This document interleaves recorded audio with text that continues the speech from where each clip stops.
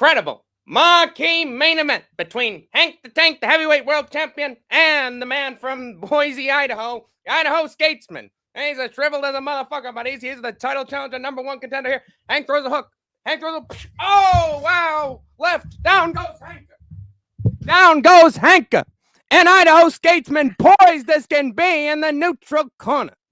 Wow, that is your undisputed heavyweight champion, folks. Oh, shit. Hank the Tank's still down. Fuck. I think he's dead. I think he's dead.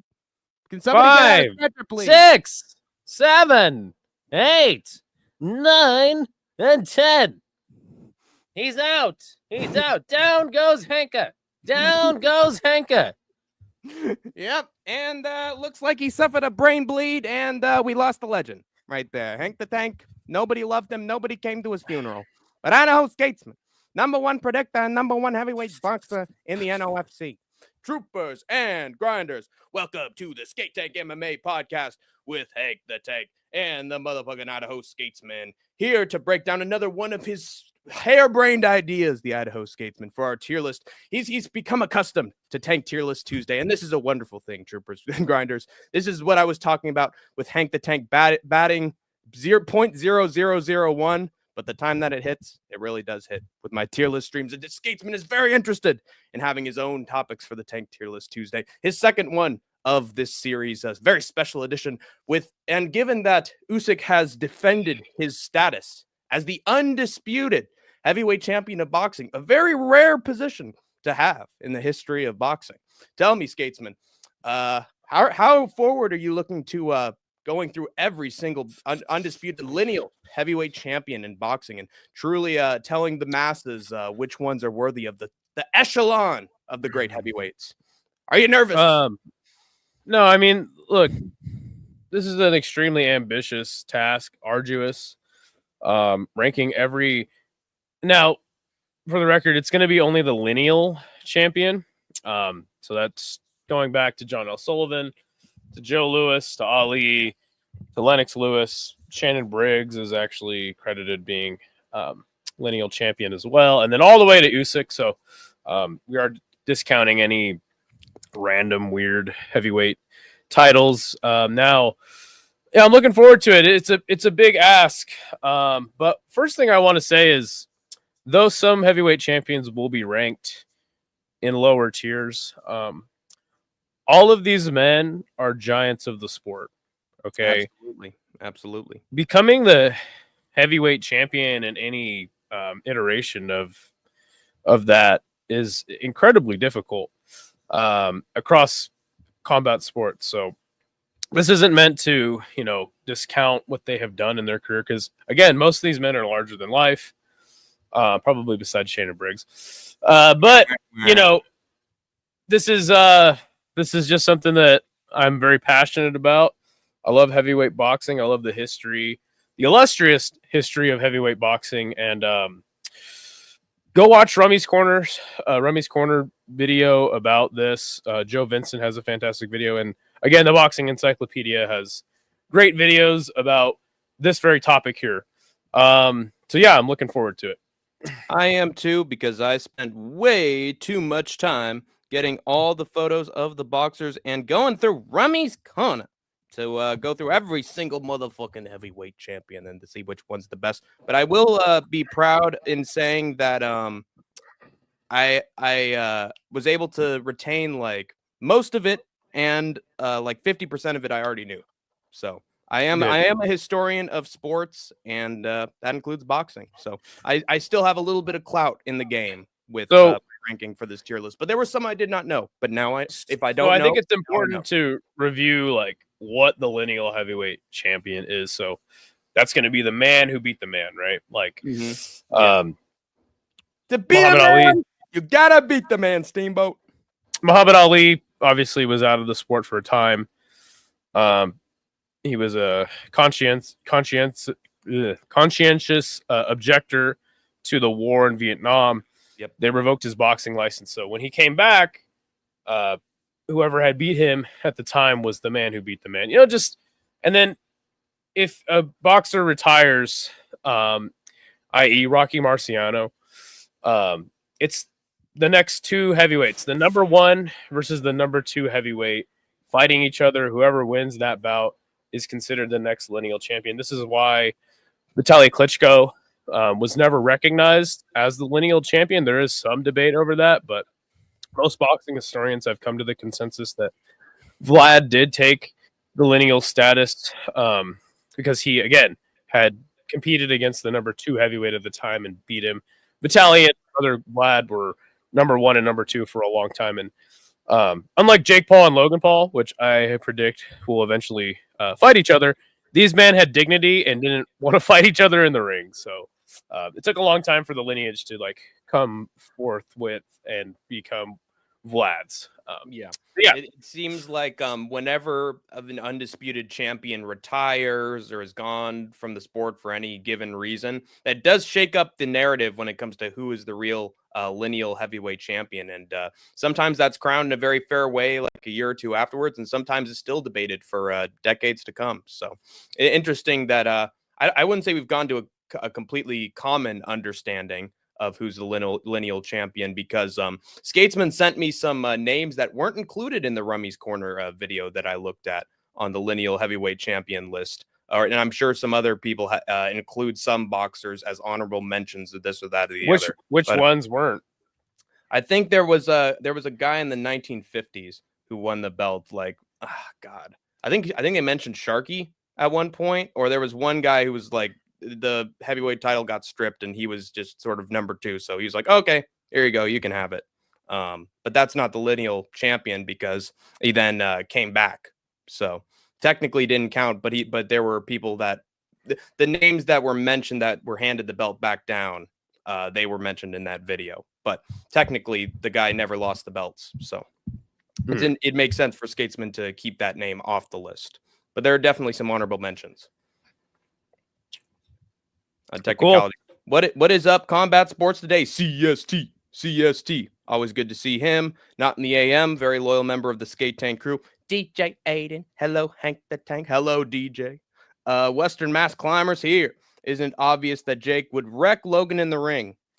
He absolutely would. I would actually love to see it because I think that Logan is more of a scum sucker than even Jake is. So if he could knock his head off the shoulders, I'd be ruining the entire video by bringing him up. Sorry about that. Yeah, so we're very sorry. I blame Western Mass Climber, but we then let's take a look at the template that Skatesman and Hank will be using for the remainder of this stream. We got a smoke-filled boxing ring with S, A, B, and C, and I've got C. The reason I don't have D is just because, you won the title, okay? You were the lineal heavyweight champion of the world. You had to be pretty good. But I have C on the canvas because these the ones in the C tier likely kiss the canvas way more often than some of the ones we got in B, A, and S. And so we got a nice little slide. I think I'm gonna make S a little bit bigger just because it's the big Bazzouli, it's the big letter. There we go. Yeah, that's just what I remember from Courage the Cowardly Dog with the big toe. We'd be like, yeah, the big Bazzouli, the Burt Reynolds Dinner Theater. Yes, sir. Well, cool. So I was thinking we'd go from the first man, John L. Sullivan, and then just go through it. Because a lot of people aren't going to know anything about probably anyone, and probably loosely going to even know who Jack Dempsey is. Right. Yeah, probably Joe Louis is when people are starting to be going, I know that guy. Yeah. So let's keep going through the recents list. One sec. I was able to get a lot of images here. Look, like I said, this is an arduous task. I don't know how long we're going to be here for. Oh, and it is Christmas Eve where I'm at. Yeah. Some of you, it's already Christmas. So Merry Christmas. Hope you guys are enjoying the time with your family, all that stuff. So yeah, this is a really extensive list we're about to make. So bear with us while we conjure this list up out of thin air. Yeah. I don't know if anyone's ever done this, on the internet. Seriously, in the way we're about to. So yeah, I'm not sure either. So this is going to take a little while, troopers and grinders. Okay, there's Jack Johnson. Oh God, it's an all. It would be John L. Sullivan. I found him. There we go. I know him. There he is. John The Boston L. Strong Sullivan. Boy. himself, John L. Sullivan. Now, what do you know about Mr. John L. Sullivan? I know that he was an American bare knuckle champion. That's what he started with. He was actually the last American bare knuckle champion as well before they transitioned fully to like Queensberry and then London prize fighter rules as well. He started out as a visitor to a boxing event, and then one boxer told him, "Hey, come in the ring, test his strength." Back in the like big man circus days, like they'd actually have just a ring and a guy who could just beat anybody, and that was the show. And then he invited John L. Sullivan to take him on in a boxing match, and not only did Sullivan win, but he chinned him so hard that he went through the ropes into an orchestra pit and broke 2 violins. And so he's like, "Hey, Wow.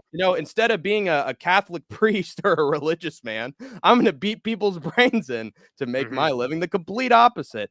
So I didn't even know that about John L. Sullivan. I did know that Yeah. he had an extensive, undocumented bare knuckle career. There was actually a guy before the Marquess of Queensberry rules were like enacted that was like known as like the dude of the time. But regardless, John L. Sullivan, long bare knuckle career. His gloved boxing career was like the tail end, like literally the last part of his boxing career. He's rumored to have been in over 450 fights. Again, all this stuff is undocumented. The ones that are documented have him 47 wins, 1 loss, and 2 draws. Yes. With 38 by knockout, but many disagree. Yeah, I was actually gonna pull that up here, and this is his Wikipedia record. Yep, exactly. And then some of these draws and no contests. In the time, like the newspaper, it was weird. Like the referee would judge the fight, and then a newspaper reporter would like report on it in the fucking in the paper, and sometimes would even judge the fight himself. So like a lot of this stuff is obscure, but and that's why I think John L. Sullivan, we're not going to be able to fairly, and I don't know if anybody, unless you lived in fucking 1908, could really fairly rank his entire career. But yeah, I mean, it was long. It stretched out long over decades. 100%. Yeah. And not only did it stretch out long, like this guy had like 40 round fights. Yeah. You know what I'm saying? That's healthy. That's very healthy. And when he did win the title, it was a 75 round match. God. So but yeah, so he had lost the title to the man we'll talk about next, which is James J. Corbett in the 21st round. So I think that just having that one loss, being the bare knuckle champion that he was, and also like basically a fucking folk hero. Like this man is basically fucking a legend, a symbol for Ireland and America. He became a celebrity in both countries. The first ever boxing celebrity. Again, a larger than life man. I think that it's impossible for us to truly rank him in S tier. You can't put him in C tier. I think that he has to go in A tier, being the first, having the professional Marquis of Boxing, or Marquis of Queensberry, like record that he did have. Only 1 loss. That was to the man who beat him. Obviously, the next lineal champion we'll talk about. But yeah, I think he's got to be A tier for me. Yeah, and I think I would agree with that sentiment, but I want to also consider leaving a poll up between A and B for the chat to answer. What do you think of that? Yeah, and again, yeah, totally. Again, this is just what we kind of in our research can give you for him. If you're interested in any of these guys, I advise like checking out, some sort of documentary on them, reading up on them, because they are, again, all these men are just giants of the sport. Crazy lives all these men had. So, all right, there we go. A or B. We have that up in the chat. Do you mind if I include a little bit more info that I learned about? Go right ahead. Sullivan while we wait. So yeah, he won his first boxing title in American bare knuckle boxing, which makes Mike Perry a great representative of boxing's roots, by the way. He was huge in Ireland and in America. He was actually one of the highest paid athletes in the world at the time. And coverage of his boxing career would give birth to sports journalism in the U.S. because he was covered quite a lot compared to other athletes. And so that would sort of kickstart the industry of sports journalism a little bit, at least in the United States. You know, the history of boxing in a lot of ways is the history of America and you know, the rest of the world. I mean, seriously. And you know what the first sport was that was captured on film? It was boxing. It was boxing. the match between Bob Fitzsimmons and James J. Corbett, who we'll talk about next. Yeah. There's actually footage of it to this day. Yeah, boxing was a huge part of film, both in terms of just like, oh, put a penny in to view the small film. Put a penny in. Yeah, and also in the theaters, they would, in the early days, they would actually show boxing fights on the big screen, and people would go into theaters to watch them, including one of the fights that we will mention not too far from now, actually, as a major box office success. Then I also want to mention, I do have to mention that he turned to alcohol at one point in his career, like midway through, because like Skatesman said, he was a folk hero. People would always cheer to the world champion, so he'd always take a drink, and then eventually he would start his own bar and his own operations outside. Proper 12. I should go get some liquor for this. Yeah, we're gonna be in here a long time, Idaho Skatesman. So, you know, pucker up, bitch. And the thing about he would turn to alcohol, he'd start to lose some of that muscle that he was known for, as you can see in this picture. All those big boulders would slowly start to dissipate. He'd get a little flabby. He also ruined his family life. He would divorce, citing abuse allegations, and he had a mistress at the time. Did John L. Sullivan, and he would basically put her on public display during when he went to America. I'm assuming that he convinced some, like, you know, sports analysts that she was his wife, but people didn't believe him and knew that he was having a mistress. So he would basically ruin his family situation, and then I think there was some point where his son got arrested or got in trouble or had to get bailed out in some way. And and John L. Sullivan said no, and he didn't pay for the fees. So Good man. Had a terrible, terrible late stage. But even with his terrible shape and his alcoholism, he still ended up being a boxing champion for decades and defending his world title, which to me shows how much of a great he is, that even when he was well past his prime and in his physical prime, he was still knocking fools out. And still remaining dominant as a champion before, like, literally 3 decades later, James J. Corbett knocked him out. I also want to mention, this is an interesting story. He actually went to a doctor and asked him, what is the best way that I can knock someone out the easiest? And he said, well, studying the nerve. Well, let me tell you, John. Because the old let me tell you. The left side of the chin can easily be taken out with the left hook, and it would knock the lights out right there. Oh, thank you, sir. Oh, I appreciate it, brother. And then he would have a patented left hand. That's why the left hand was his finishing move, because he knew that if he hit you right there, you'd be out. So he perfected the left hand. I think one thing to mention is that he had never defended the title. Or how many defenses did he have? Let me look at his record. I just had it up. Yeah. My apologies. Retained world buckle, world buckle, world bare knuckle heavyweight title. That doesn't count. World heavyweight title under London Prize. So he never had a title defense. Retained world bare knuckle heavyweight title, London Prize ring rules though, and again, no bare knuckle. He retained the world bare knuckle boxing yes championship, but not the Marquess of Queensberry, which is where this all starts. So right. So yeah, I think that does hurt him. But again, I don't blame him for retiring after he lost the title. Holy shit! That is some good Apple Crown Royal. Good to see you, SS Jackson. I'm glad that you're here.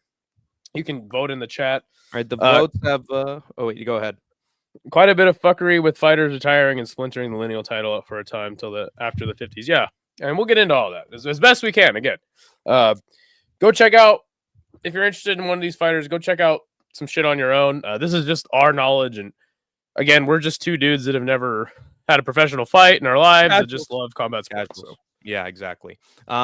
It's 3 votes, but 5, and we still have 9 people in here, but 5 minutes have gone by, and there is a clear winner, and that is A tier, which I would personally agree with. So let's go, dude. I think we're gonna put Mr. Sullivan in A tier. Sully, and there we go. Kitty. Cool. Sullivan's Travels. There we Good. go. And you know what? That's awesome.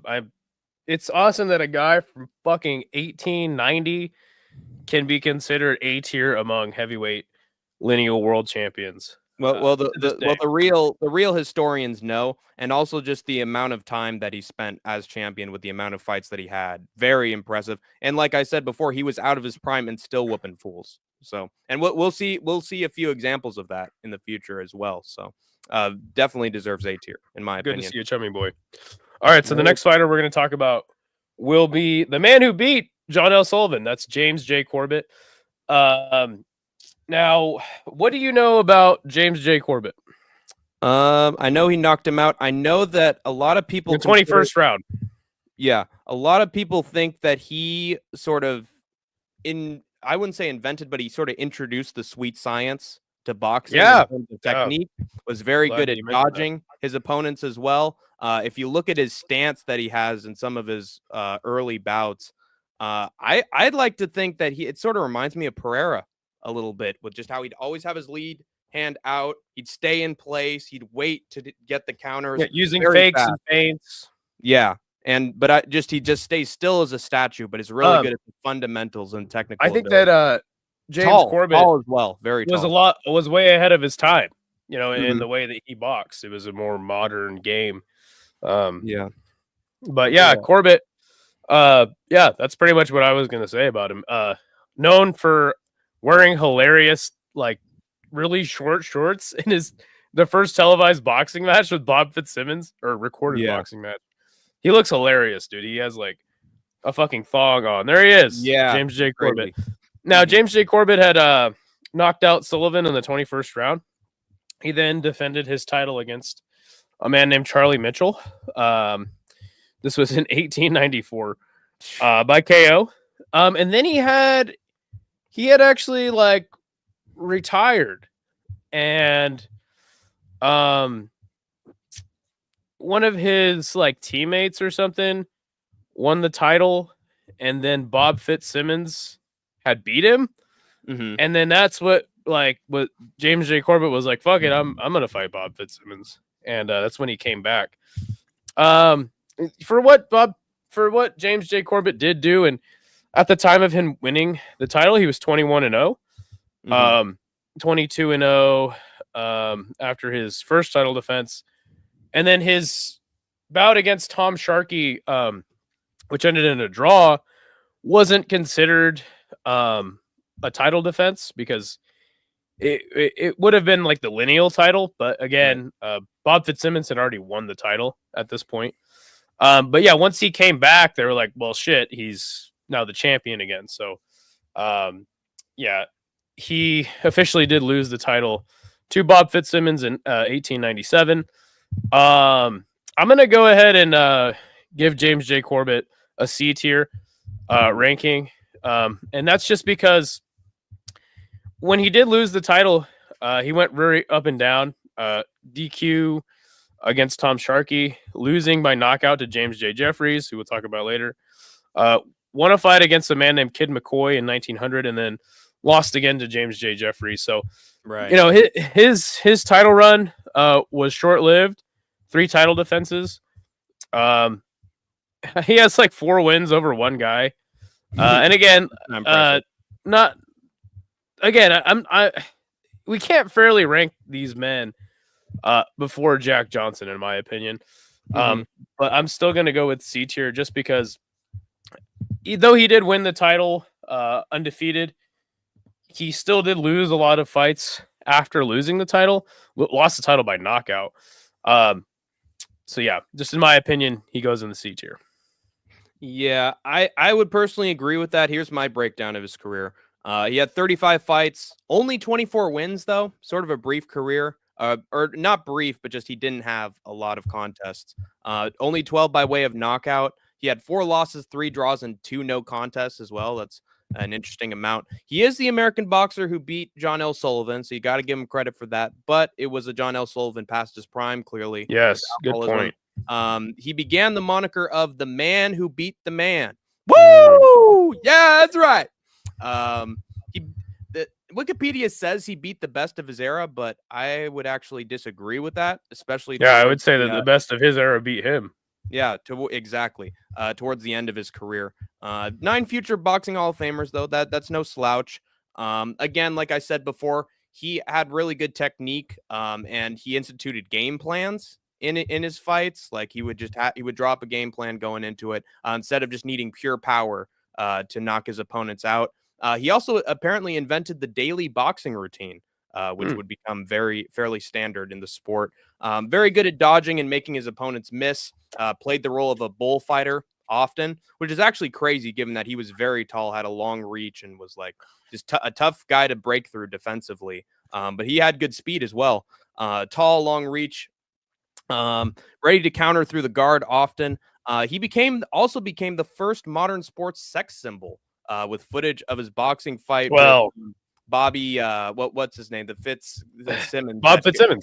Yeah, Bob Fitzsimmons. They had that fight, and as Skatesman said, he wore very, very, very. I have to show everybody these shorts, bro. Like, yeah, I have to show people these shorts. So, another thing to mention about his fight with Bobby Fitzsimmons is that it was that movie that I was telling you about where the director filmed the entire fight between them, and they showed it in theaters, and it actually became the longest feature film ever to that point, which is surprising. Oh, look at those shorts, dude!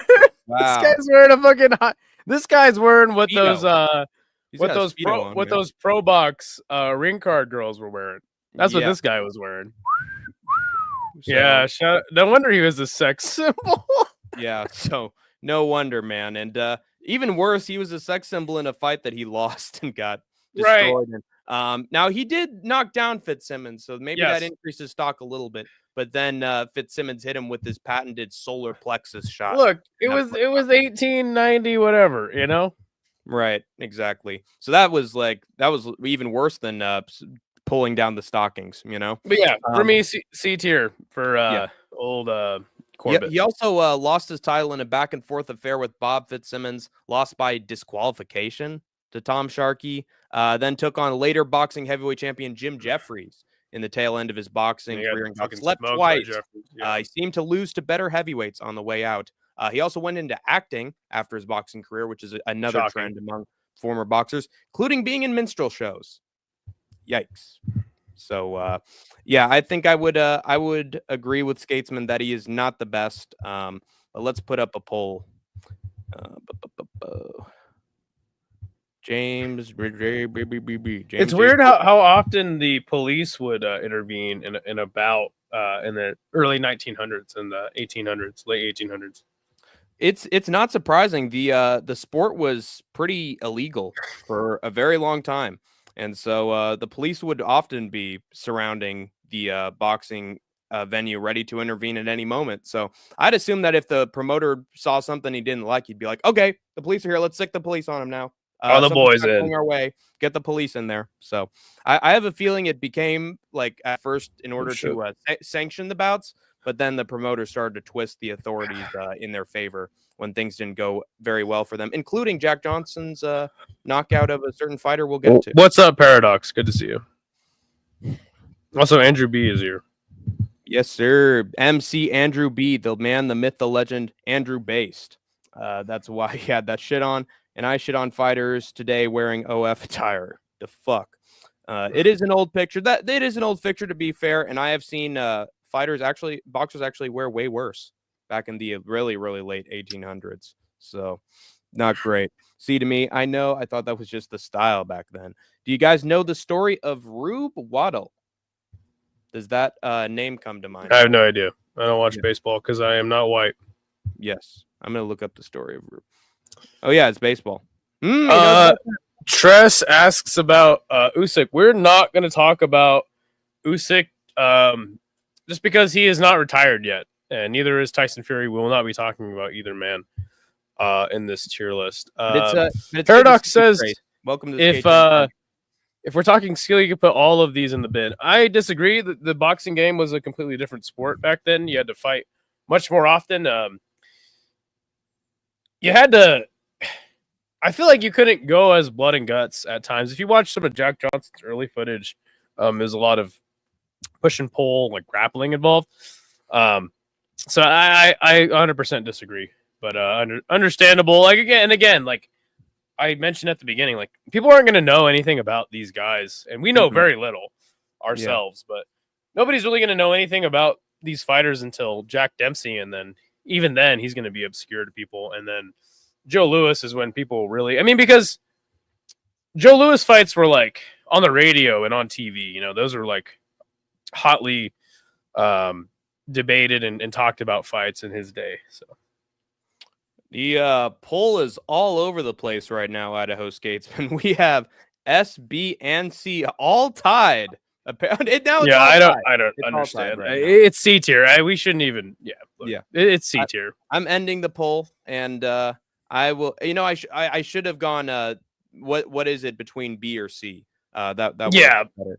But I think C is accurate from the Skatesman. So I will put him where he belongs on the canvas, kissing it after the man we will get to next, Mr. Bob Fitzsimmons, makes his appearance on our tier list. Good to see you, by the way, Andrew B.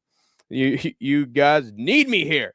Sorry I wasn't on these streams. We need a little taste of MC Andrew B every once in a while to give us a live concert when they didn't have it for Usyk versus Fury 2. We need that live performance from Andrew B. Stand over your opponent while you're trying to get up. Was wild. Yeah, and we'll talk about that later. And then as soon as he would get up, the boxer just bam, put him right out, which is very interesting. I'm going to look at Bob Fitzsimmons. I'm going to take a look at the image that I might have used for it, just so I can remember. Yeah, I think I'll remember him when I see him.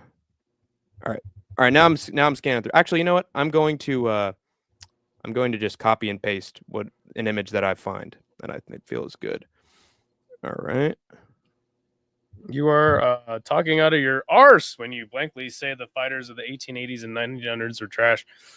Yeah, and I understand why people would say that. It's like, and this is kind of something I want to talk about too. It's like you either think the sport is constantly progressing or you don't. You know what I'm saying? And I think just because it's been around for, I mean, over 120 years, I think that we've seen pretty much all iterations of like what a boxer can be and the heights that they can achieve over and over again. So I personally don't think that, the boxers of today would obliterate. I mean, there is an interesting argument when it comes to like the three-headed monster of Joshua, Wilder, and Fury, because they're such massive people. We've seen that with enough skill, like, you know, with a guy like Usyk, you can beat those guys. So yeah, make sure to drop a like, guys, if you're enjoying our content so far. Subscribe if you have not, and I also want to mention that Anthony Joshua got slept by Andy Ruiz. So okay, if you're saying that boxing has progressed all the way since the 1800s, early 1900s, I got a news flash for you. But let's get to the man, Bob Fitzsimmons. Yeah, so Bob Fitzsimmons is an interesting one because though he only defended the title once, this man was probably the first man, or no, he was the first man to ever win the middleweight championship, the heavyweight championship, and the light heavyweight championship. We're talking about the first multiple division champion. Fantastic boxer in his own right. Lots of knockouts. Bob Fitzsimmons was not scared to get in a scrap. I don't think any of these men in the early days were. But yes, Bob Fitzsimmons, another larger than life man. Even after losing the title, he went on a long win streak. And had a long career, only retiring in 1914 and starting his career in 1885. Just ridiculous how long this guy had actually boxed for. Yeah. So yeah, definitely a man who deserves a lot of respect. What do you know about the man that is Bob Fitzsimmons? Well, he has had fights in the triple digits in the squared circle. 101 fights total, 69 wins, 57 by knockout. So he knocked out a Incredible. majority of his triple digit opposition. Incredible. 12 losses, 19 draws, and 1 no contest. So he's only had 12 losses. And again, when you talk about those draws, it's like nobody really knows what happened in those fights. Yeah. Was it Right. a newspaper decision? Was it a referee decision? Right. He was the first ever 3-weight division champion in boxing, winning the world middleweight, then world heavyweight, and finally light heavyweight titles over 100 fights in the span of 3 whole decades. He still holds the Guinness World Record for the lightest heavyweight champion at, I think it was like, 160 pounds? Incredible. Yeah, so very remarkable. And the reason for that is his power. He worked as a blacksmith and would start fights with drunk customers, which actually increased his business. He developed a muscle-bound upper body just from all the sheer work of being a blacksmith, which gave him some one-punch knockout power. So if he hit you, you were hurt. He had a very pressure-heavy style, calculated every blow that he landed to produce the most effect, sort of a sniper, if you will. He started his career knocking out fools in tournaments located in Australia. So maybe a slightly bigger Jack Della Maddalena. He developed a reputation as the hardest hitter in boxing. He once hit a punching bag so hard that it broke. And at a public sparring performance in 1894, he accidentally killed his sparring partner by hitting him too hard. He's still number 8 in the Ring magazine's 100 greatest punchers of all time. He knocked out Jack Dempsey. No, not that Jack Dempsey. Different Jack Dempsey. The world middleweight champion Jack Dempsey. It's funny there's 2 Jack Dempseys. Yeah, to win the title. And future heavyweight champion Jack Dempsey would actually steal middleweight Dempsey's name and use it as his own later on. He then moved up to heavyweight. He knocked out former sailor and heavyweight boxer Tom Sharkey in a bout hosted by OK Corral Sheriff Wyatt Earp in San Francisco, of all places, with a shot to the solar plexus, which is a move that he would pretty much invent. But Sharkey dropped to the canvas and cried foul, saying that the punch was a low blow, and Earp would disqualify him, though he clearly won, which was either an honest mistake or the fight might have been fixed. I'm moving toward the latter. He knocked out the undisputed boxing heavyweight champion James J. Corbett in round 14 of their fight after getting dropped himself with that patented solar plexus shot.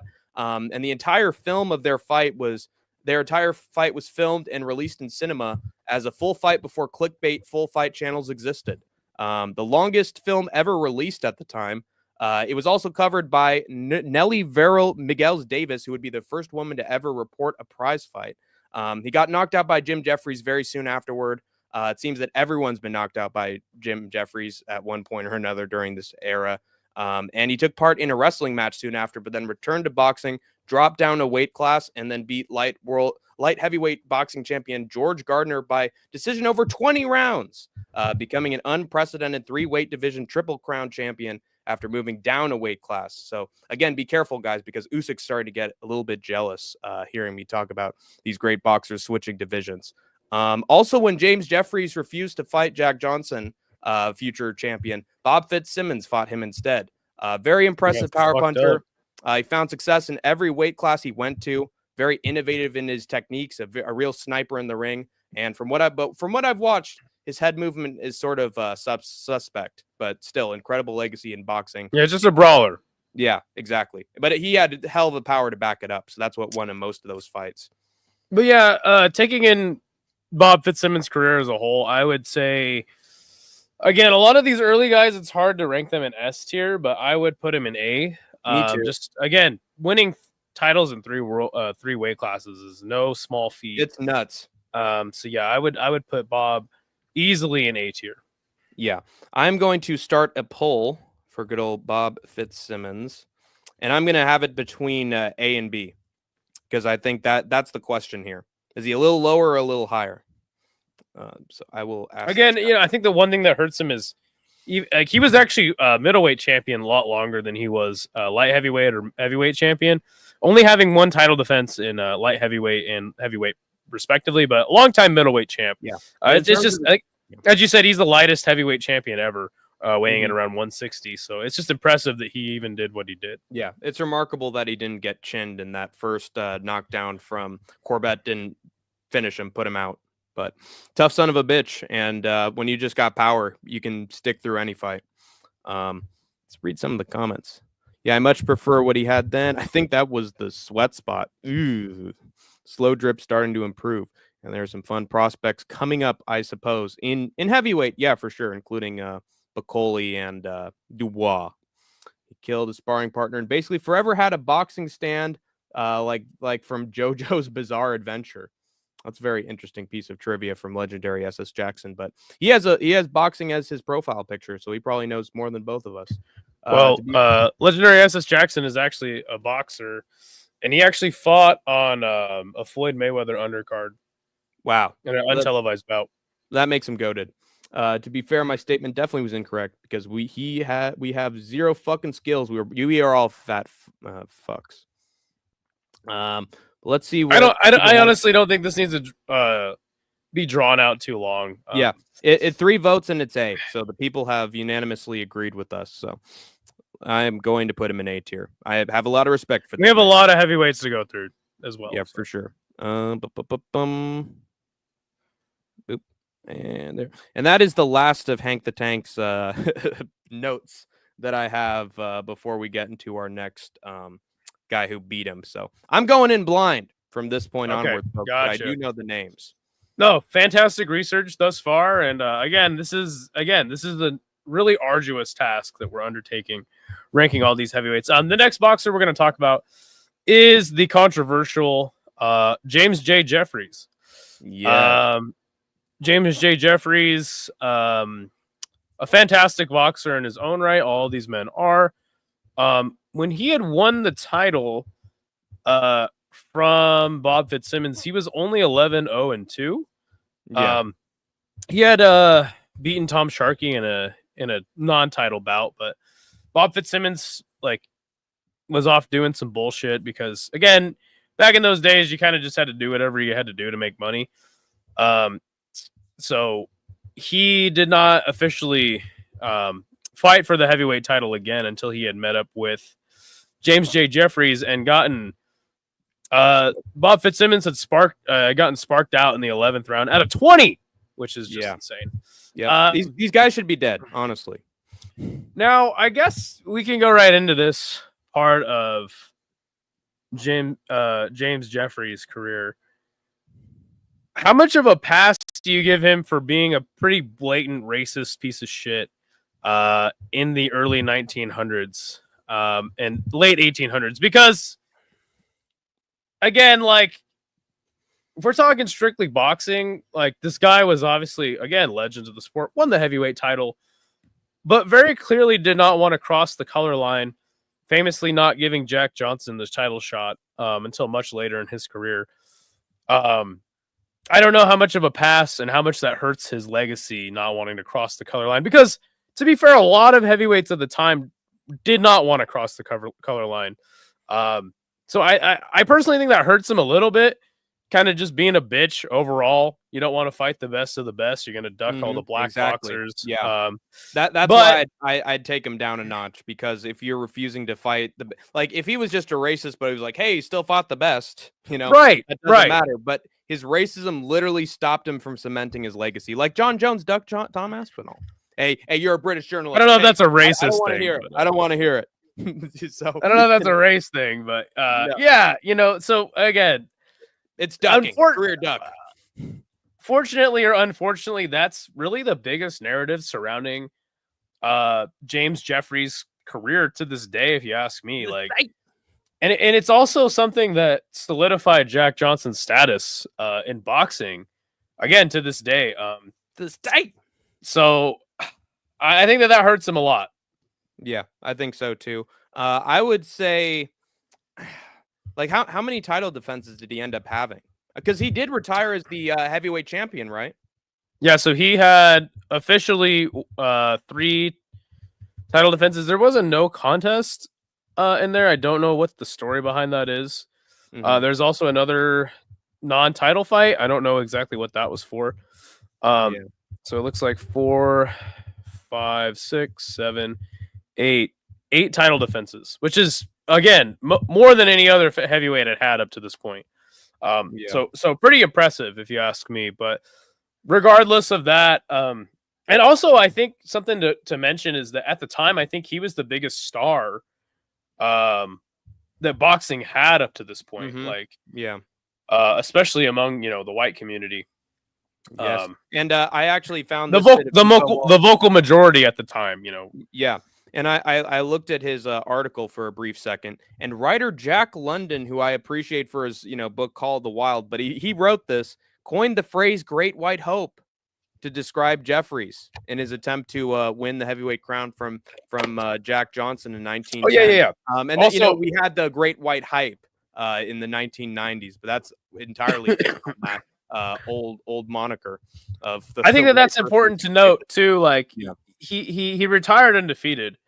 Or he retired still with the title. And the sole reason he came back apparently was because everybody was literally pushing him. Dude, you got to save us. You got to save us from this. Well, what had happened? Let me see what had happened. What had happened is he retired, and then his friends Marvin Hart and Tommy Burns had fought for the title. And Tommy Burns was actually the one who said, no, I'm going to cross the color line. I'm going to give Jack Johnson the shot. And Tommy Burns had gotten smoked by Jack Johnson. So that is what forced Jeffries to come out of retirement to fight Jack Johnson. At the time, he was just working on a farm. I didn't train for like 3 years. It got absolutely smoked by Jack Johnson. So yeah, again, all these things considered, it definitely hurts him. I would say give him a B because I've seen him on lists of like all-time great heavyweights at like number 10, number 9. But I think just the fact that he was sort of a bitch on the way out, and by the time he faced Jack Johnson, he wasn't the champion anymore. It was being pushed by people to. And by the way, Skatesman's right that he was a big star because when he came back against Johnson, it was apparently the fight of the century. It was a huge show, huge venue for that event. So he was a big star, but I really think you got to bump him down a peg because of avoiding his most fearful challenger. And then when he did face him, he got whooped. I would say B or C. I'm kind of not sure. I'm undecided. So I have it. I think I'd go for B personally, but I put B and C in the poll for the chat to decide between. I also I called him J. Jonah Jameson on the poll as well. So we'll see if the news editor for the Daily Bugle is going to get a B or a C. That's Spider-Man. The Daily Bugle. He's a menace. He ruined my boy the astronaut's career. You serious? Anyway, good old Jay Jonah. But yeah, that's a definitely besmirched legacy in boxing, I would say. Although I will say, were there any reports of fights involving James J. Jeffries that were fixed, or was it just he's so good that it was just undeniable? I think that again, you don't know because it's kind of impossible to know because how many no contests did he have on his? I just closed his Wikipedia page. I'm looking at today, the legacy of Jeffries is widely forgotten. However, he was once considered one of the greatest heavyweight champions by many fellow boxers and boxing experts. Jack Root, James J. Corbett, Sam Langford, Tom Sharkey, Jack Johnson, William Brady, Nate Fleischer. Jack Johnson even had huge praise for him, and he really shouldn't have. So in his time, he was an all-time great, and he retired. He was the man as well. So there you go. Only 24 fights, which. Only 24 fights though, which is a very similar number. Yeah, I think he's got the Khabib thing gonna hurt him, not sticking around long enough. Yeah. So that he did beat some good names though. We got 4 votes so far, and a majority of them have gone with B. So I'm gonna keep the stream rolling along. Our first B tier. So you know what? He gets B. I think that's a good decision. And there you go. He's not on the level of Corbett. So yeah, Red Corbett. As I had mentioned, James J. Jeffries had refereed a fight after he retired. between his fellow teammate Marvin Hart and a man named Tommy Burns. And Tommy Burns had won that fight. So, again, the number 1 and number 2, according to James J. Jeffries at the time, Tommy Burns won the fight. He went on to defend the title an impressive amount of times. So he will be the next heavyweight we'll be talking about. Wait, who? Tommy Burns. Oh, Tommy Burns. All right. Let me find an image of Tommy Burns really quick. Got it. Hey, Jamie, pull that up. Oh, wait, I have him. Yeah, I do have him. There you go. I found him.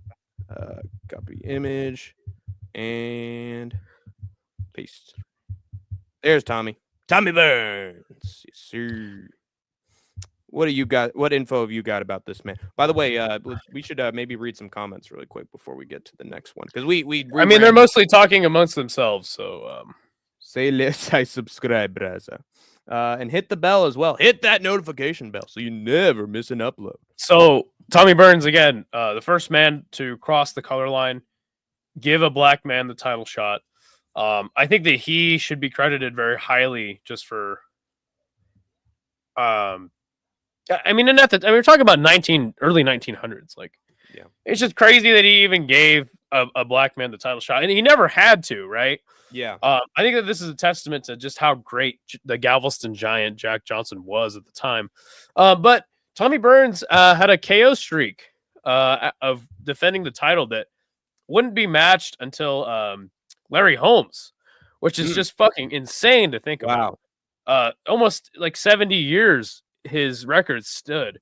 But yeah, I mean, Tommy Burns, a great man for giving Jack Johnson a title shot. Again, having 12 or 13 title defenses is no small feat. He officially retired with a record of 47-5-9.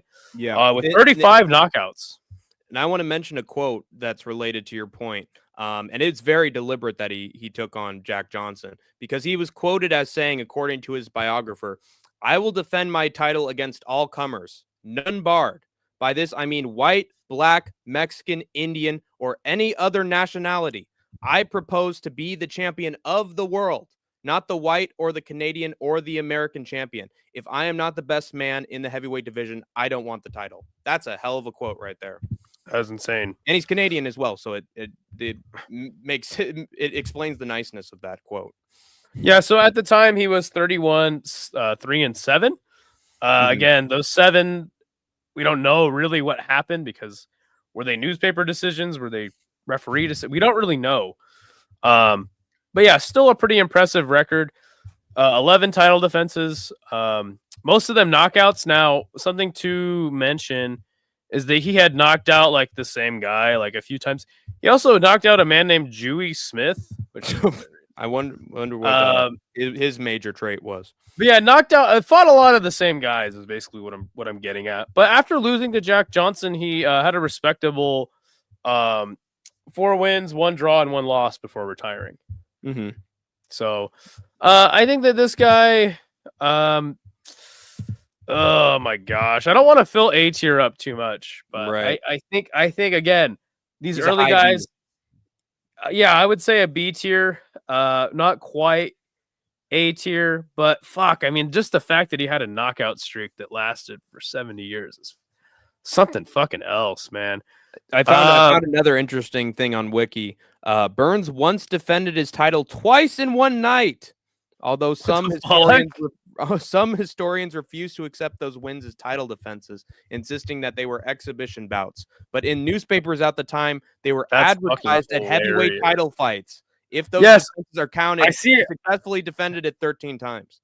I see it right here. Is James J. Walker and Jim O'Brien. He knocked both men out in the first round. March 28th, 1906. That sounds fishy to me, honestly. I also got to share this for just a second. Look at this image of his fight with Jack Johnson. Yep. Look at that huge ass stadium, man. That's crazy. So, how many people does it say are in attendance for that? Let me see.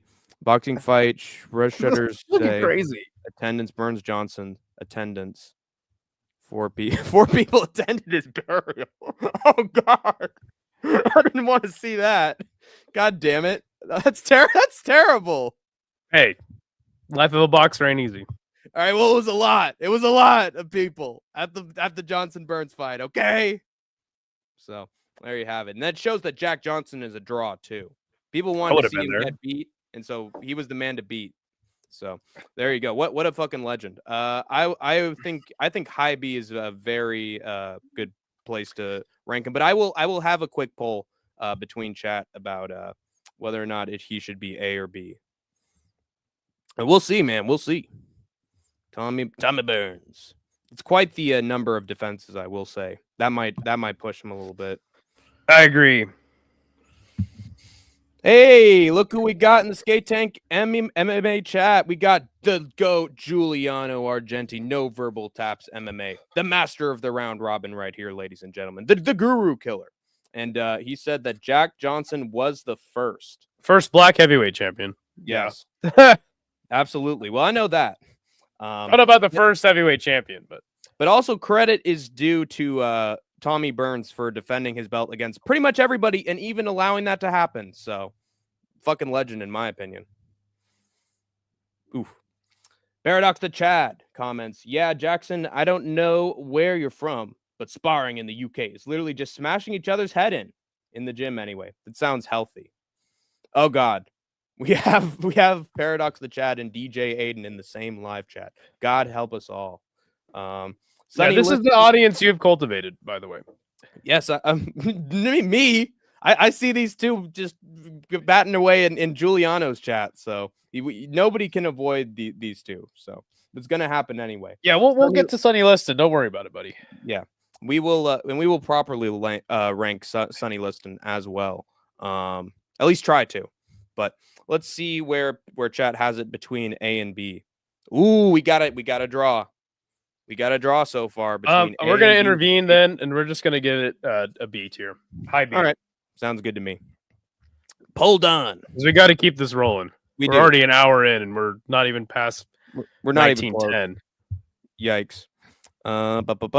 There we go. Mr. Burns. and not Mr. Burns from The Simpsons, but Mr. Burns will be in B tier. Excellent. And so who we got next for the tier list, Skatesman? Oh, it would be, of course, Jack Johnson. Yes, the man himself. I recently, this year, in February, I drove all the way to Galveston, Texas, just to take a picture with the Galveston Giant, Jack Johnson statue. It's in this, like, historical park. Sorry, I'm sick as fuck right now. Yeah. In this a cultural museum park in Galveston, Texas.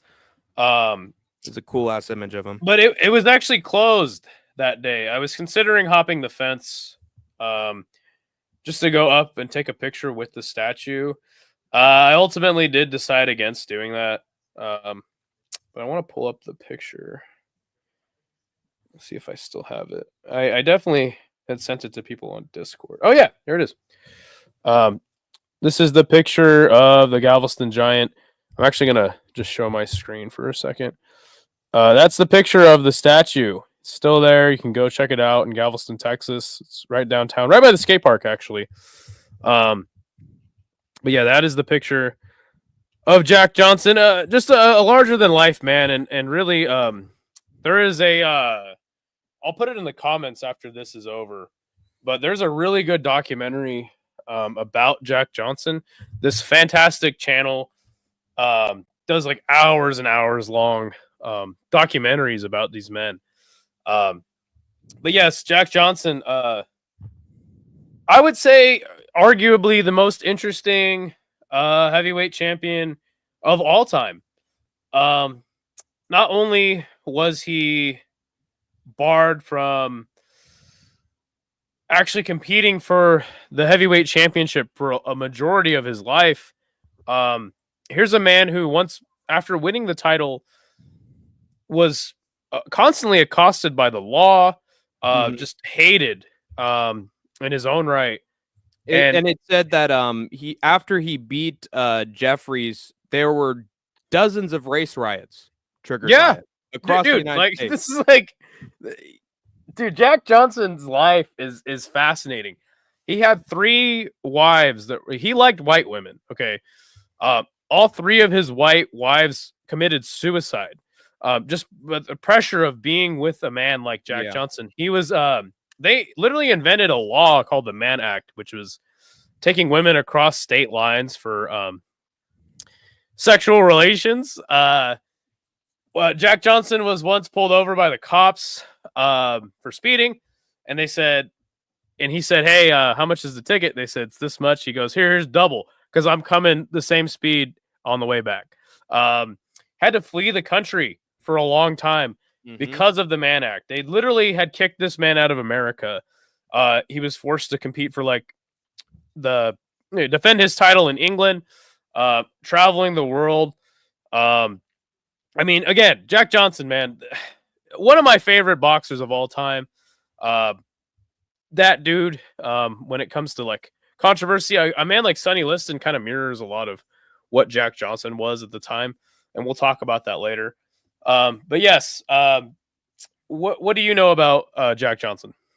I know that he was the first black heavyweight champion, and that he was dealing with a lot of controversy at the time that he was champion. He was very dominant during his time on top. He had to deal with rigged fights often, or at least he had to deal with the promoters trying to rig the fights, including I believe when he beat Jeffries and knocked him down, they had him win it by decision instead of a knockout because the police literally intervened in the ring. Stop the footage too. Yeah, so he technically won by decision instead, which is just shows the prevalence of Jim Crow during that era. But he was dominant for as long as he was champion. And then who was the guy who beat him? I forgot. Jess Willard. Yes, it was Jess Willard. Tall motherfucker as well. It's usually the tall motherfuckers that end these long reigning champions reigns. But yeah, Jack Johnson. I actually went out of my way when I was sort of a young emerging boxing fan, and I watched every single one of his fights that was taped because I just loved seeing the way that he fought. Like there were just some moments where he would really like throw himself forward with a left hand and just bam, just take his opponent's head off. Like he was very fluid in the ring and very explosive in his power as well. He has some of the nastiest boxing knockouts I've seen, and those are like from the 1920s, 1930s. He had like a leaping hook that he would do. Yes. And knock a lot of people out with. Now, Jack Johnson officially retires with 94 fights on Wikipedia. I've seen 116 in other places. But 17 newspaper decisions or draws, 4 no contests, 8 draws. I honestly, like, I'm going to give Jack Johnson the benefit of the doubt and just count a majority of those as wins because of how controversial of a man he was at the time. Yeah, and I'm going to assume that most of those were attempted to get rigged against him, and he still won. Yeah. 100%. And that being said, a lot of his losses too, I wouldn't count against him very much because who knows exactly what. I mean, Jack Johnson was like a very controversial figure at the time. But yes, 54 wins, 34 by knockout. So he wasn't really like a knockout machine. If you watch some of Jack Johnson's fights, there was a lot of grappling involved.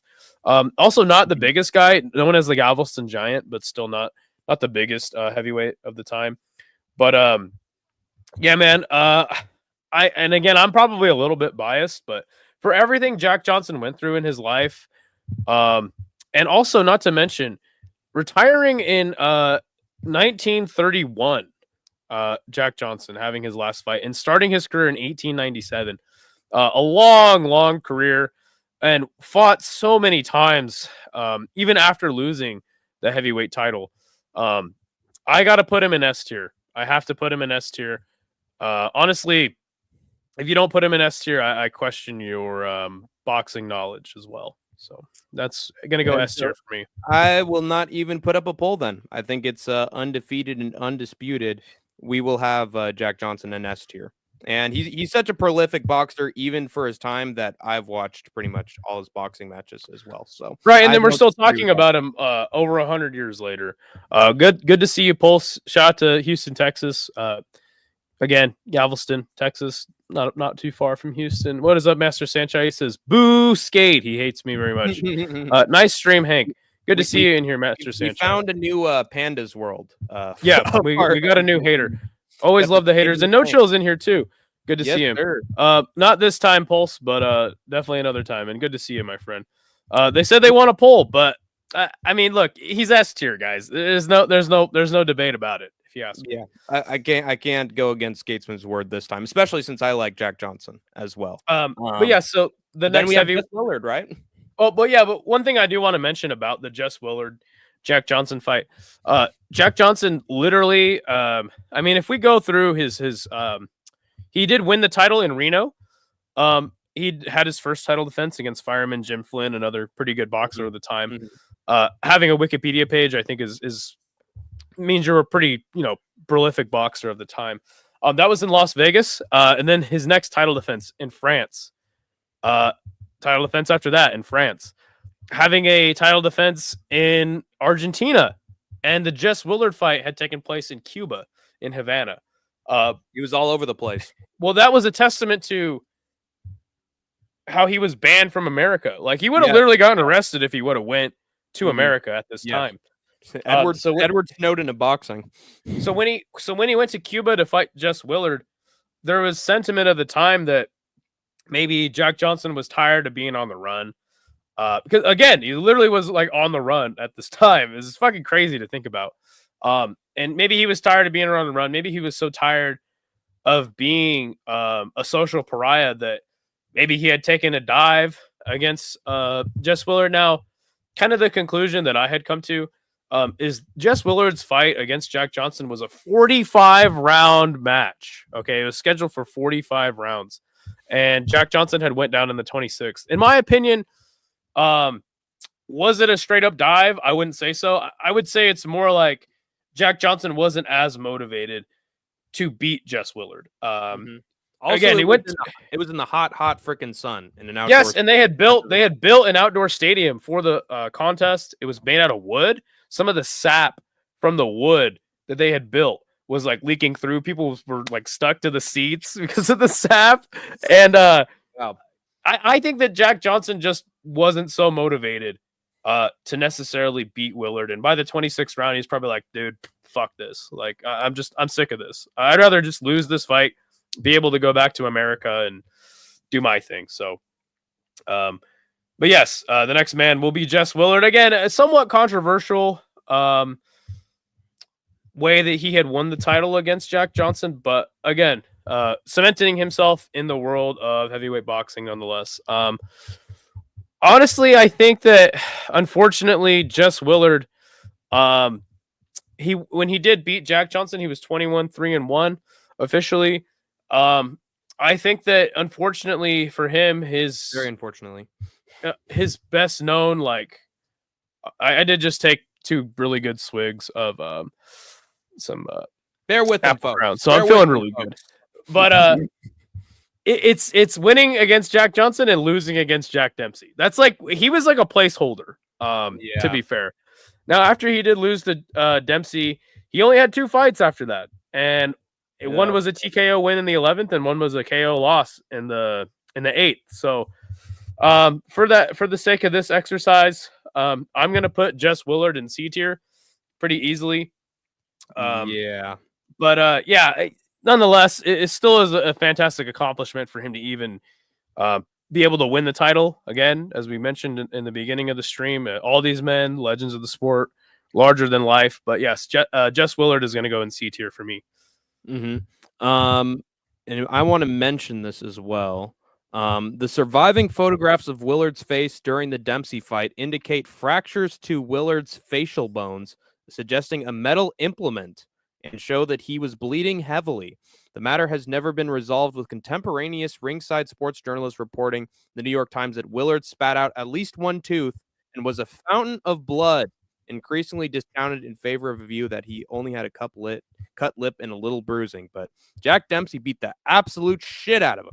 Like literally the dog shit got beaten out of Jess Willard. It makes sense why he retired shortly after. Yes, because he got his entire world fucking messed up by Jack Dempsey. And honestly, the fact that he retired soon after and didn't even try to get the belt back, that I think that places him in the same tier as Corbett, in my opinion. So I think it just makes sense to put him in C. Once we find a name that's a little more disputed, then I think we're gonna have a poll about it.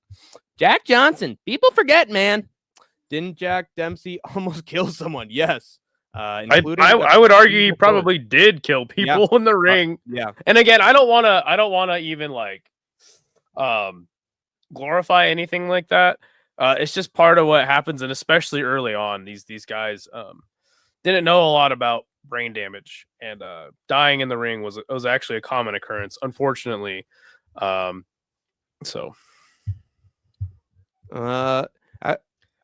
God.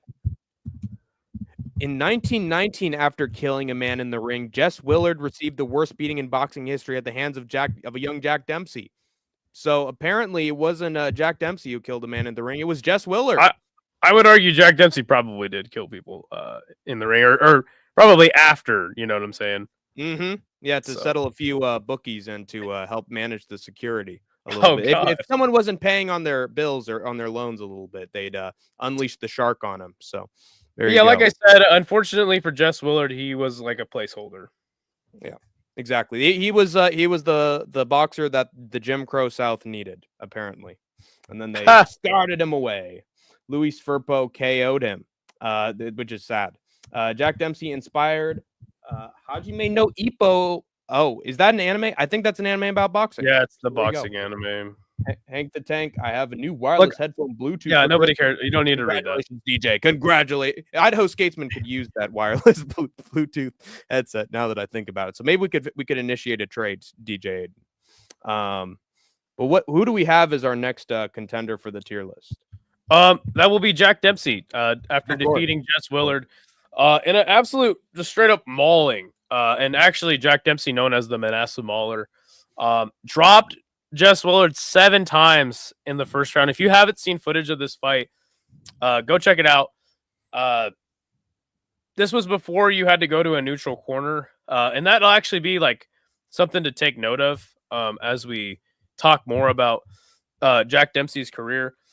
This is before he had to go to a neutral corner. Jack Dempsey would knock poor old Jess Willard down and then just proceed to beat the shit out of him even more as soon as he got up. Mercifully got stopped. Thank God. But yeah, Jess Willard was never the same. But the man, the myth, the legend, Jack Dempsey was the first $1 million fighter for that fight with Jess Willard. He did make $1 million, which at the time, I mean, what would that even be at the time? Like, stupid amount of money. Mm-hmm. He was one of the most popular boxers in history. Yeah, 100%. And his style, known as the Manasseh Mauler, he was just a straight up brawler. Mike Tyson took a lot of inspiration from him as well. But yeah, Jack Dempsey, one of the most popular boxers in history, and an icon of the sport, above a lot of these men too as well. What do you know about the man that is Jack Dempsey? Well, I saw his performance against Jess Willard, and I think that was honestly. Were you there live? Yes, I was there live. I was there. In the 1920s, I had just got done reading The Great Gatsby, and I tell you what, I don't know what the hell he was talking about inequality, financial distress, and the American dream. What the hell is that shit? I'm busy murking some Germans overseas and hanging out and celebrating destruction of prohibition with my old pals down at the Ritz at the very top floor of the building. Ah, shit, the coppers are after me. Better jump out the window. Anyway, oh man, good old Jack Dempsey. I was there. And I almost beat Calvin Coolidge once in the presidential election, but I won't talk about that. I saw his fight with Jack Willard on YouTube. Okay, I went back in time. I went in the time machine, Marty, in the old DeLorean, and I went back and watched it on YouTube. God bless YouTube, the greatest online database and archive in history. But I remember that, like, when I was watching it, I just thought to myself, this is when there was like a paradigm shift. Like, I'm watching all these old heavyweights who are just like, very slow with their box, and he's just like, peekaboo, peekaboo, I'm under you, boom, boom, body shot, headshot. It's like the moment I saw a real technical boxer. And I know I was talking about how Corbett introduced the sweet science to boxing and more technical game plans, but this is that game plan fucking executed, because he just used that shorter size of his to such an advantage, and knew that once he went to the body, the head would follow. Just a mauling. And he just used that same style. Manasseh Mauler, that's his name. And over in that fight. And just beat the absolute hell out of him. It is the only fight that I've seen with Jack Dempsey, because I think a little bit after that I stopped going through the videos of like every single time that the heavyweight title changed hands. But I remember watching Jack Dempsey. I thought, this looks like a modern boxer if I've seen one. Like, this is a Mike Tyson formatted boxer right here. Right. So I got a lot of respect for this guy. But yeah, Dempsey, A or S tier, I guess, is really the debate. Dempsey had a pretty extensive career. He did, let's see, when did he officially win the title? Let's see. I think it was 1920. 1919 is when it says he won the title. He had title defenses over Georges Carpentier, which, by the way, Georges Carpentier won titles in every single weight class. It's fucking crazy to think about. He has a knockout over Luis Firpo, probably his finest moment, and actually his last win in a heavyweight boxing match. And he has a win over Jack Sharkey by KO. Tommy Gibbons, another pretty good boxer of the time. All these men have Wikipedia pages. So, but yes, losing 2 fights to Gene Tunney, I don't think really hurts him too much. He did retire officially with 84 fights, 63 wins, 6 losses, 9 draws. I don't know. Coming back too after he lost his title too. He had some great fights after he lost. But his title. SS Jackson does mention he only had 5 defenses. I think that his legacy kind of saves him. Being that popular fighter, $1 million man, in boxing, first $1 million man in boxing. I'm going to go ahead and rank him safely in A tier, but I would be interested to see what the chat has to say. This is one of those disputes where I think we do need a poll between S and A. SC. I don't know, man. Just thinking about it. Yeah, he had less defenses, but his overall record is fantastic. And he had a lot of longevity too. Let me look for a second. All right.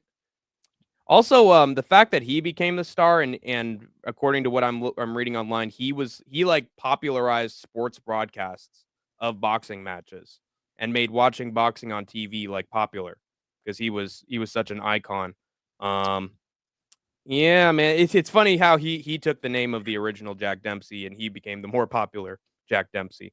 But he deserved it. His time in the ring was fantastic. I mean, actually, so Jack Johnson had trained with a man named Jersey Joe. His last name wasn't Walcott, but I can't remember.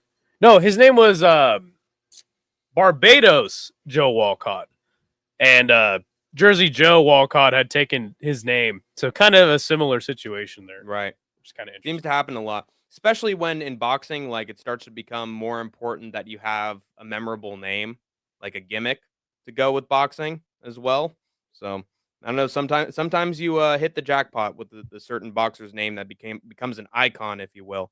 I also want to mention, reading through his biography, he was a referee, a special guest referee in wrestling matches in the 1950s when that was blowing up on television. When wrestling was in its sort of like first golden age, when they were selling out like the Great Depression during the Great Depression. He was the referee for the match between Nature Boy Buddy Rogers and Lou Thez. And those are 2 of the all-time great wrestlers ever. So the fact they had him as a referee showed that the NWA was at a very prestigious place in terms of the heavyweight champion, that they actually had one of the most popular heavyweights of all time as a special guest referee for that fight. That's an interesting little tidbit about his career after he lost his title, that he still had that level of prestige and respect. Oh shit. God damn it. I messed up. I accidentally put A and B. It's between S and A, damn it. I'm gonna try that one more time. All right, sorry guys, little slip up.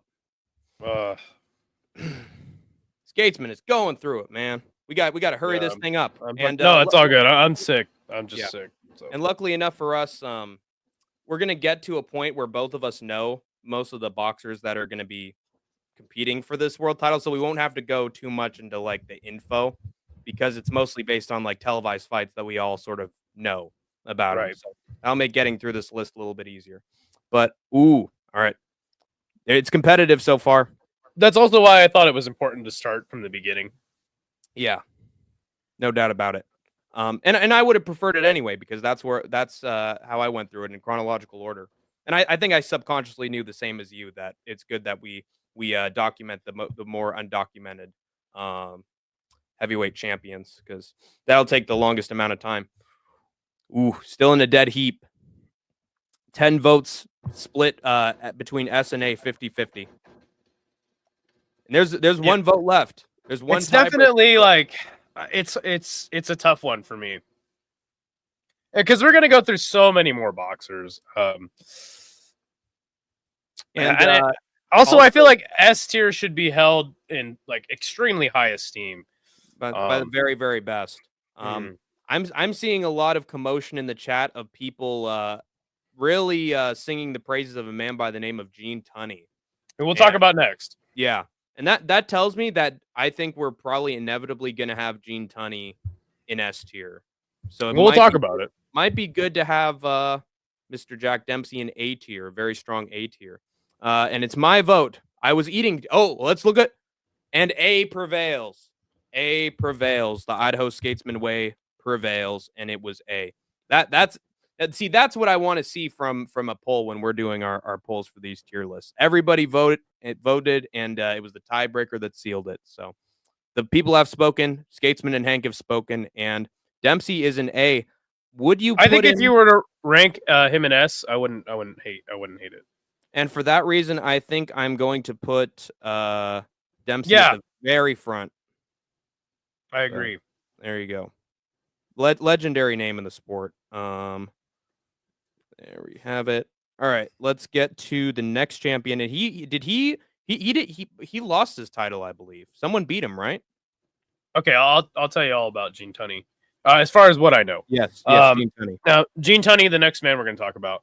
The man who famously did dethrone Jack Dempsey, the fighting Marine, was a Marine in the Army, had a extensive military career.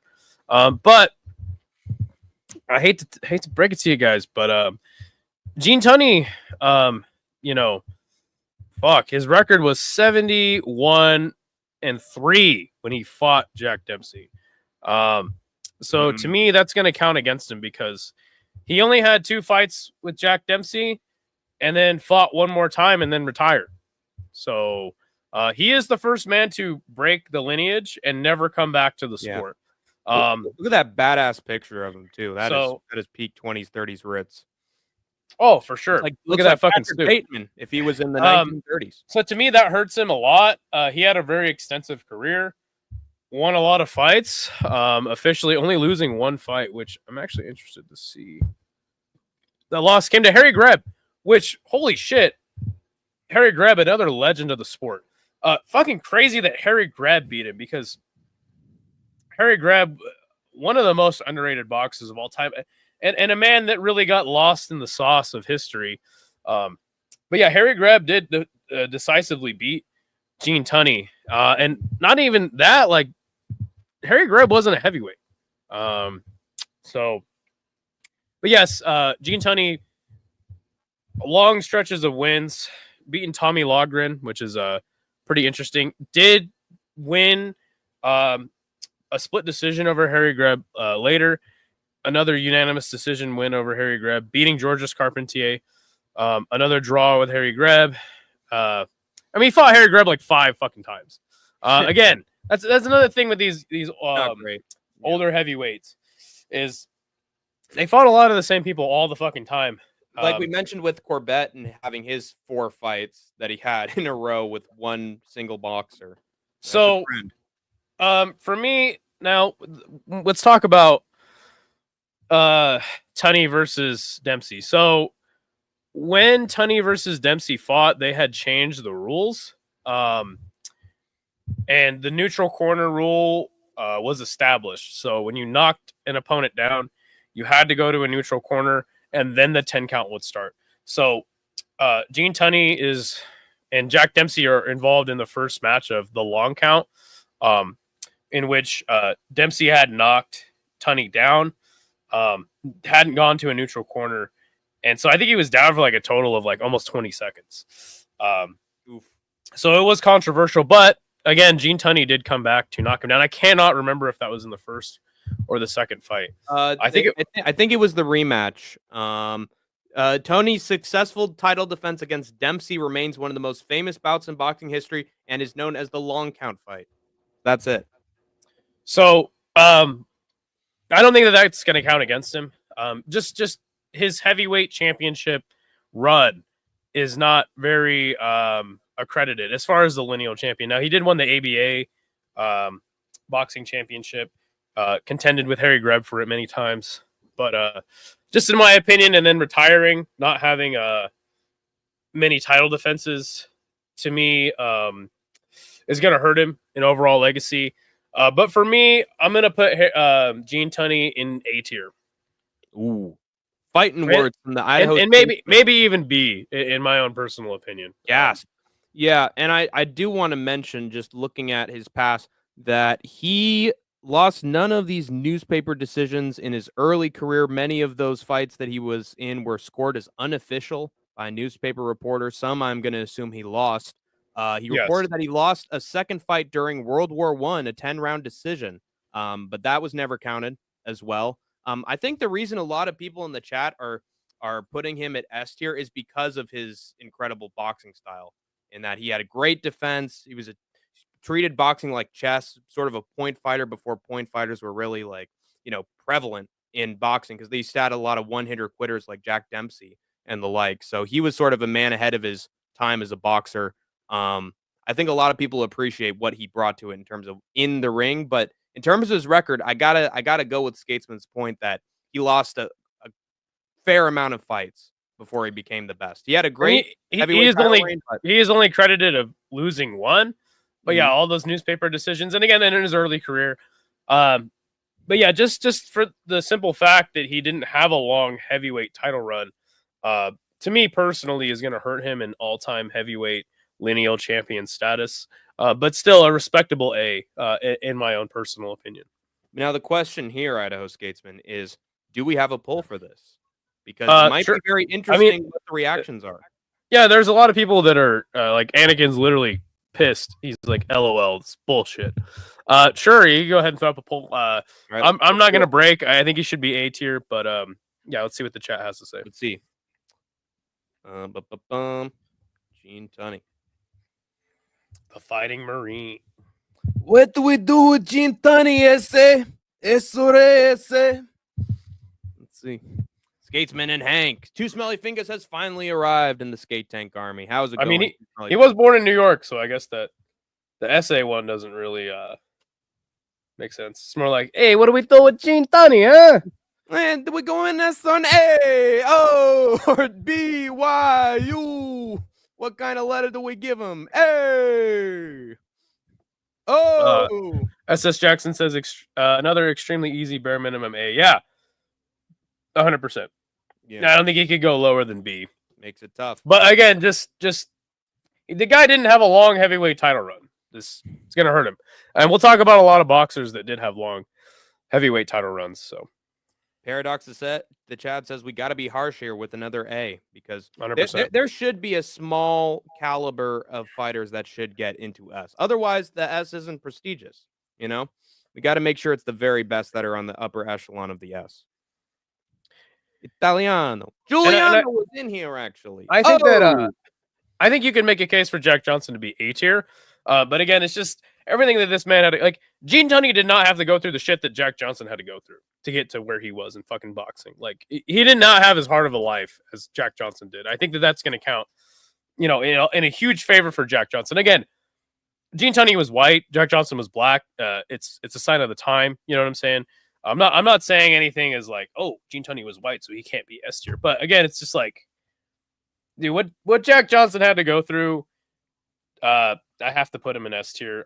Gene Tunney, again, if you want to put him in S, totally respectable. Just again, as SS Jackson says, like, bare minimum, you have to put Gene Tunney in A. And for my vote, it'd be A tier.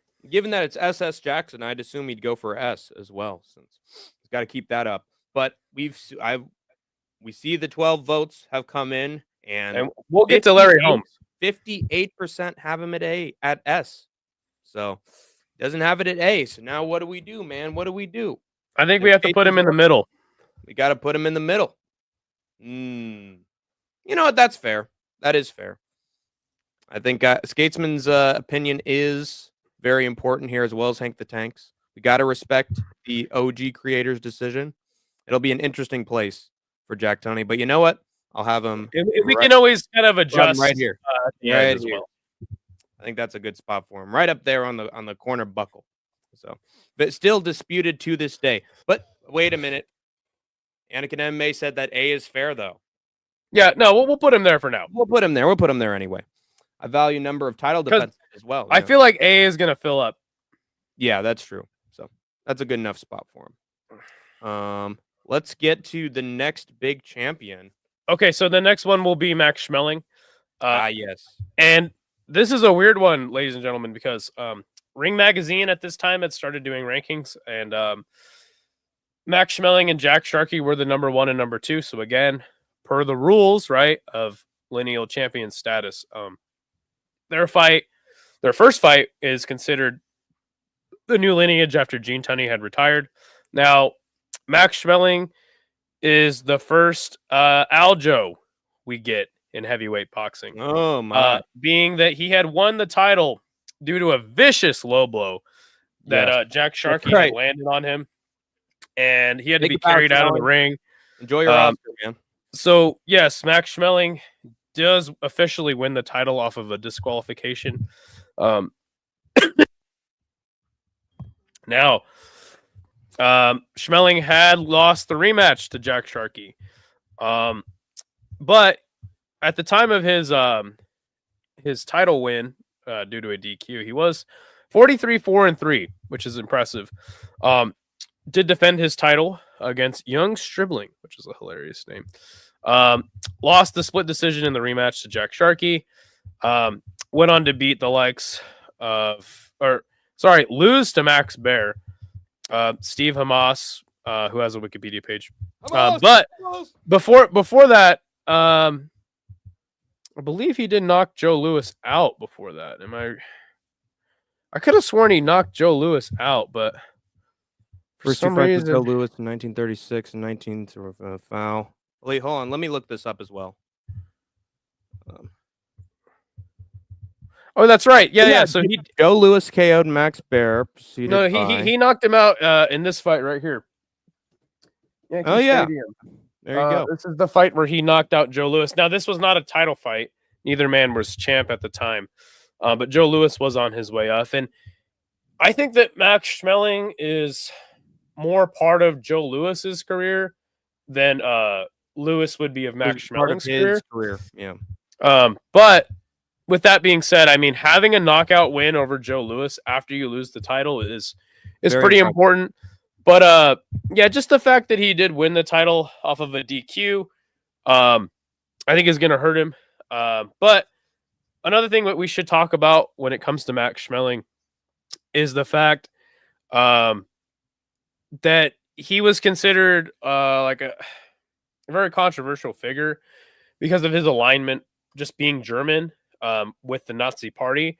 Now, Max Schmeling, not a Nazi, not a racist piece of shit. We should just be very upfront about saying that. No. Him and Joe Louis were very good friends after their careers were over, respectively.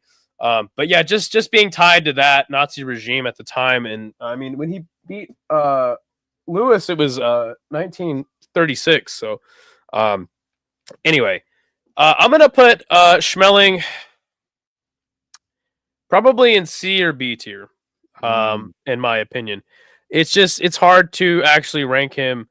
I think in A, just because again, losing the title on a DQ, has a knockout win over Joe Louis, his best win, arguably in his entire career, but losing the split decision, only having one title defense, losing the decision to Jack Sharkey, having a decent career after his championship run, but yes, I'm gonna have to put him in B or C tier.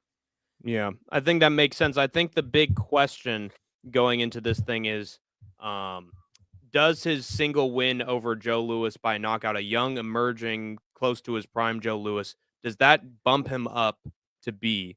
Or do you have to consider how he won the title and the fact that Joe Louis smoked him like Smoking Joe afterwards in one round.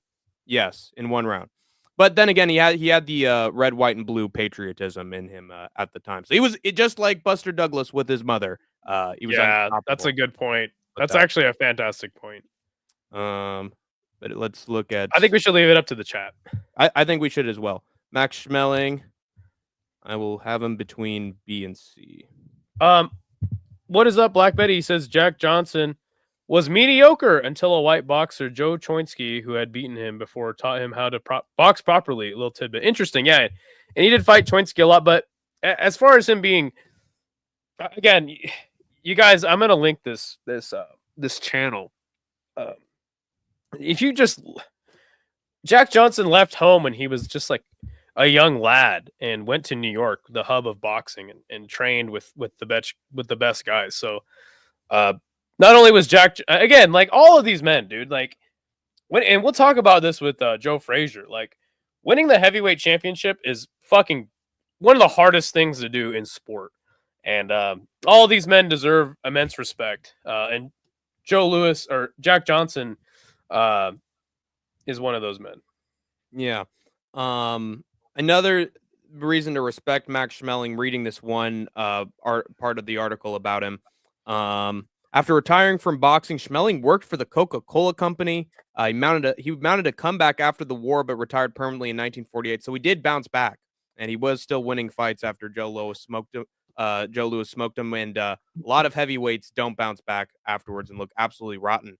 Take, for instance, Mr. Willard. So he could have still been a great boxer as well. Yeah, and the fact that he did get a chance to reclaim the title is impressive too. He was also still friends with Joe Louis until Joe Louis's death in 1981. So they were lifelong friends.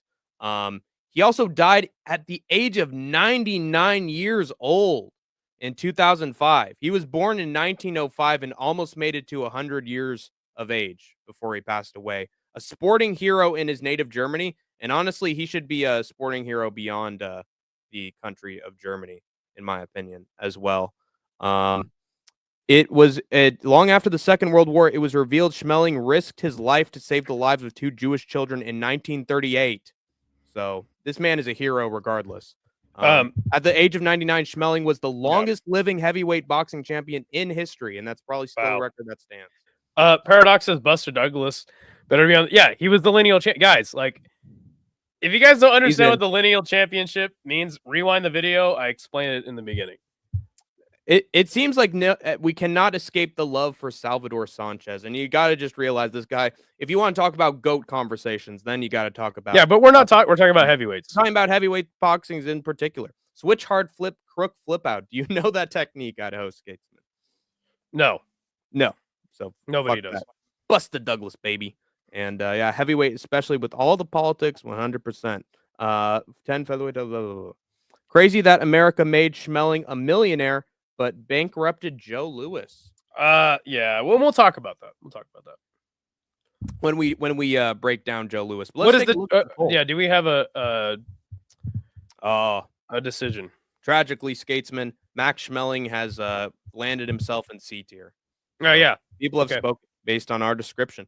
I'm sorry, Max. I will obviously give you way more respect for that one knockout of Joe Louis, and I will place you above all these other fucking schmucks in whoa. but you're the best. None of these men are schmucks. You are the king of the crap, my friend, Mr. Max Schmeling. Well, just Willard a little bit. Yeah, maybe. So and then after Max Schmeling, of course, we have it'd be Jack Sharkey. Smoke. Oh, Jack. No, it's Jack Sharkey. And by the way, it's not Smoking Joe Louis. It's the Brown Bomber. The Brown Bomber. But yes, Max. So we have to talk about Jack Sharkey, who again got disqualified in his heavyweight match with Max Schmeling. He then did win a decision over Primo Carnero, which is fucking insane that he did. And we'll talk about Primo after Jack Sharkey. But he did win a split decision against Max Schmeling to win the title. He then got viciously knocked out by Primo Carnera, a man who we'll talk about immediately after. Lost to Tommy Loughran, another fantastic boxer of the day. But his last fight did come in a knockout loss in Yankee Stadium to Joe Louis, who wasn't for the title at the time. But at the time of winning the title against Max in the rematch, he was 36-9-2. And he did officially retire with a record of 55 fights, 38 wins, 14 losses, 13 and 3 draws. So Jack Sharkey, again, another kind of placeholder, along with, I would say, Primo. So yeah, he's gonna go in C tier for me. But again, another guy that just has an immense amount of respect for, because he got in there with the best of his era. Yeah, for sure. And he was able to win the title at least once in his career, and that's something that they can never take away from you. But fortunately, we got an entire tier list to do. We can't go through everybody's careers at the same length as others. So Jack Sharkey gets a very brief description, because otherwise our legs are going to give out from us. Yeah, I think it obviously C tier. Yeah, C tier, obvious. All right, I'll go for it, man. Them's the rules. The host says. Oh, God damn it. Whoop. There we go. Yeah. Down goes Shark. Down goes Shark. Is that the Mario when he fucking falls off the stage? Yes. Game over. So there you go. Oh.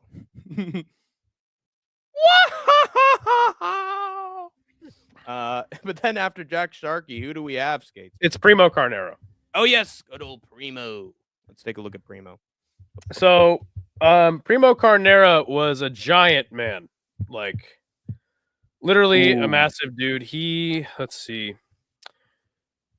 And again, I kind of mentioned at the time this would be a long one, because we have to kind of do some research as we go along. Here's an arduous task of ranking all these people. He was 6'6", tallest boxer at the time. Now, Primo Carnera retires with 103 fights, 88 wins, 14 losses, 72 wins by knockout. Not bad. And one newspaper decision or a draw. He did beat Jack Sharkey. That's when he won the title fight, or the lineal championship. Before that, he actually killed a man by the name of Ernie Schaff in the ring. But he has 2 title defenses before getting knocked out by Max Baer, who we'll talk about next. This dude's fucking sick. He won more fights by knockout than any other heavyweight champion in the IBU, NBA, or NYSAC in boxing history. But one thing to note, and again, this isn't like something we can fully confirm, Primo Carnera was very heavily tied to the mob. So a lot of his fights were most certainly fixes. Mm-hmm. And this is actually at a time when the mob did run boxing. So I personally have to put Primo in C tier. If you want to put him in B, or I honestly don't think he can be ranked any higher than A, just because of the controversial nature of his. And also, I mean, though he does look like he was a 6'6" guy, fighting smaller men at the time, I think just overall, like, if you could tire him out, you probably most certainly would win, unless it was a fix. Just in my own personal opinion, I think that's going to hurt him a lot. His ties to the mob. His huge advantage over his opponents might also, in my opinion, not really fighting the heavyweights of his day. Yeah.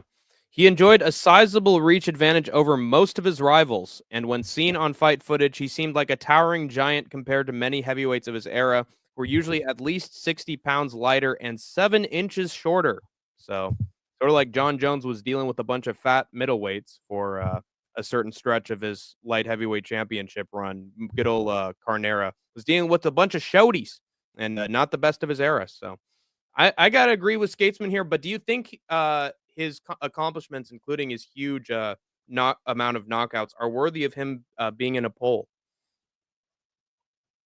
Sure. Between B and C, I'm considering. Sure. Give me time to blow what people think. Yeah. So did anyone juice back in the day? Probably.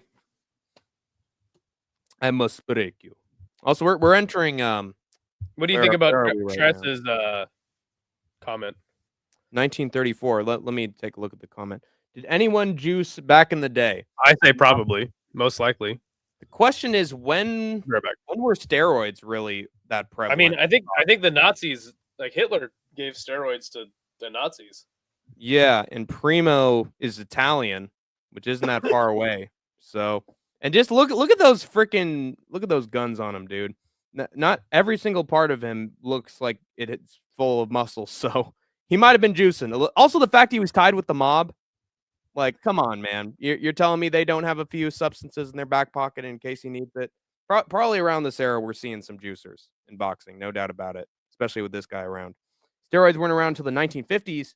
Soviet Union started it. Will Black Betty makes an interesting point. We are definitely entering the juice era here. 11 fucking knockdowns, yeah. Max Baer is turned beat the McShit out of Carnera. Yeah, that is true. Yes, knocked him 11 knockdowns in one fight. And what's crazy, he just never finished him. Like, Max Baer is really good with his technique and his speed, and he's a wise guy in the ring, of sort of a clown, to be honest. But when he hit people, he knocked him down. But his technique was fucking second to none. There's a reason why he got 11.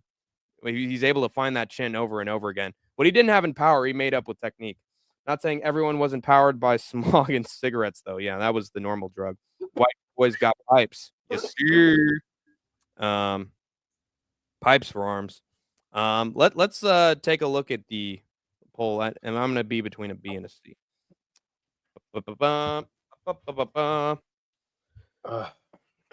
Primo was a specimen, just not a great boxer, in my opinion. Yeah, for sure. I mean, I could easily see him having some cross promotional success, and like, because I believe there was a certain athlete, like a wrestler, that got on a freaking Superman comic. Like, I see him being that sort of guy that shows up on wrestling TV shows or in movies, TV show appearances. The guy looks like a fucking genetic freak. So I could see him like filling the role of a Jaws in a James Bond movie. Guy's a fucking freak in the best way possible. A good freak, not a P.T. Barnum freak. What did the chat land on? Let's take a look. So far, it's in B.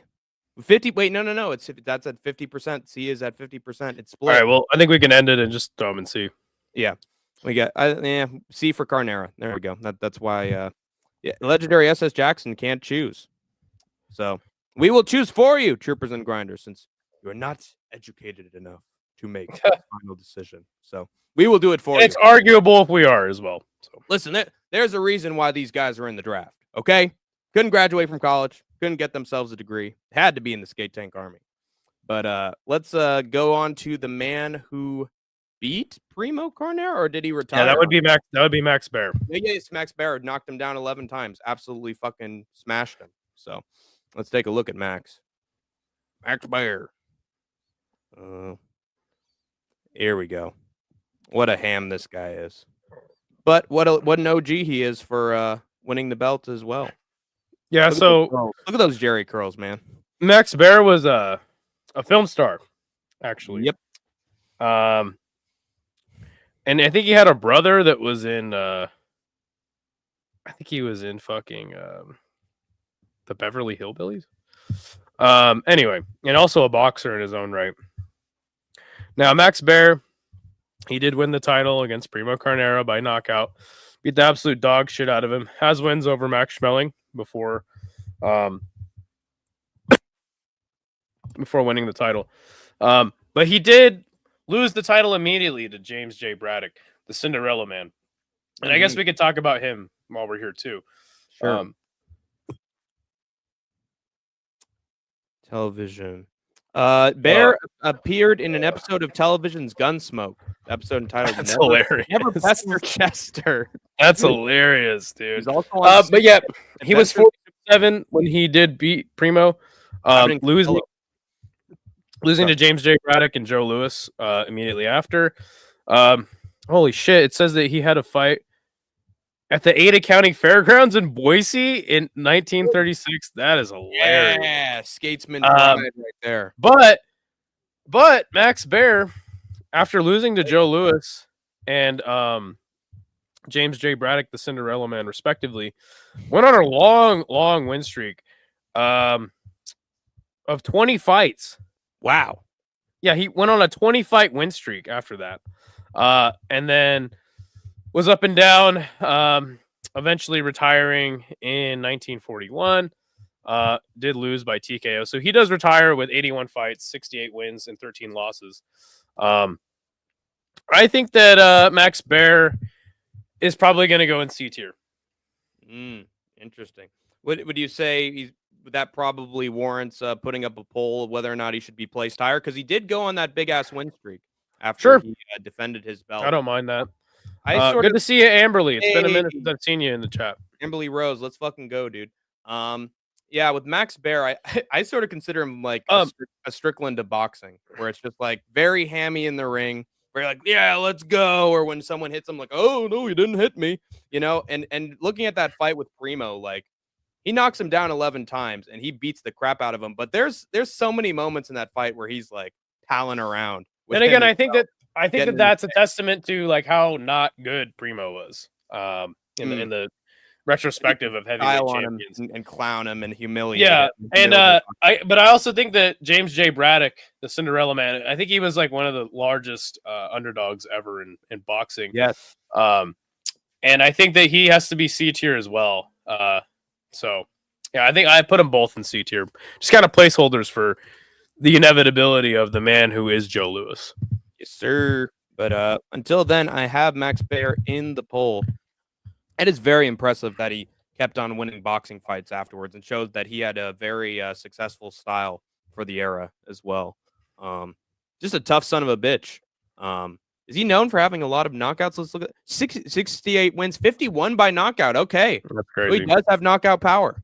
Definitely over, definitely not as Sean Strickland. No, no. He's, man, he knocked down Izzy, okay? And, DDP was able to do that too. You know what? Never mind. Maybe Izzy's chin is just gone. He let Kelvin Gastelum beat the shit out of him. So can't trust that with Israel Adesanya. Let's take a look at how the poll is doing so far. Merry Christmas, you filthy animal. B and C are tied with 6 votes. I think we can put him and Braddock in C respectively. Yeah. So just so you know, people, if you have the polls tied when Hank the Tank checks, Idaho Skatesman's going to say, it doesn't matter what your opinion is. And he's going to put him in here because we're dying here. What about you? Do you think he's a B tier? Or? I do appreciate that win streak, but who was it against? Because you didn't mention any specific names that he beat on that 25 win streak. Yeah, I already kind of closed his page, but it wasn't too many Wikipedia names on there. I think that's kind of all we have to go off of. That takes away from his prestige a little bit, and I think I will put him in C tier because of that. Very impressive win, no doubt. Like how he won the title might be one of the most dominant ways that you can win a title ever. But up there with the Manasseh Mauller, Jack Dempsey's win over Jess Willard. Jim Braddock. Okay, hold on. I'm going to put in Jim Braddock right after that because we got to get through these folks.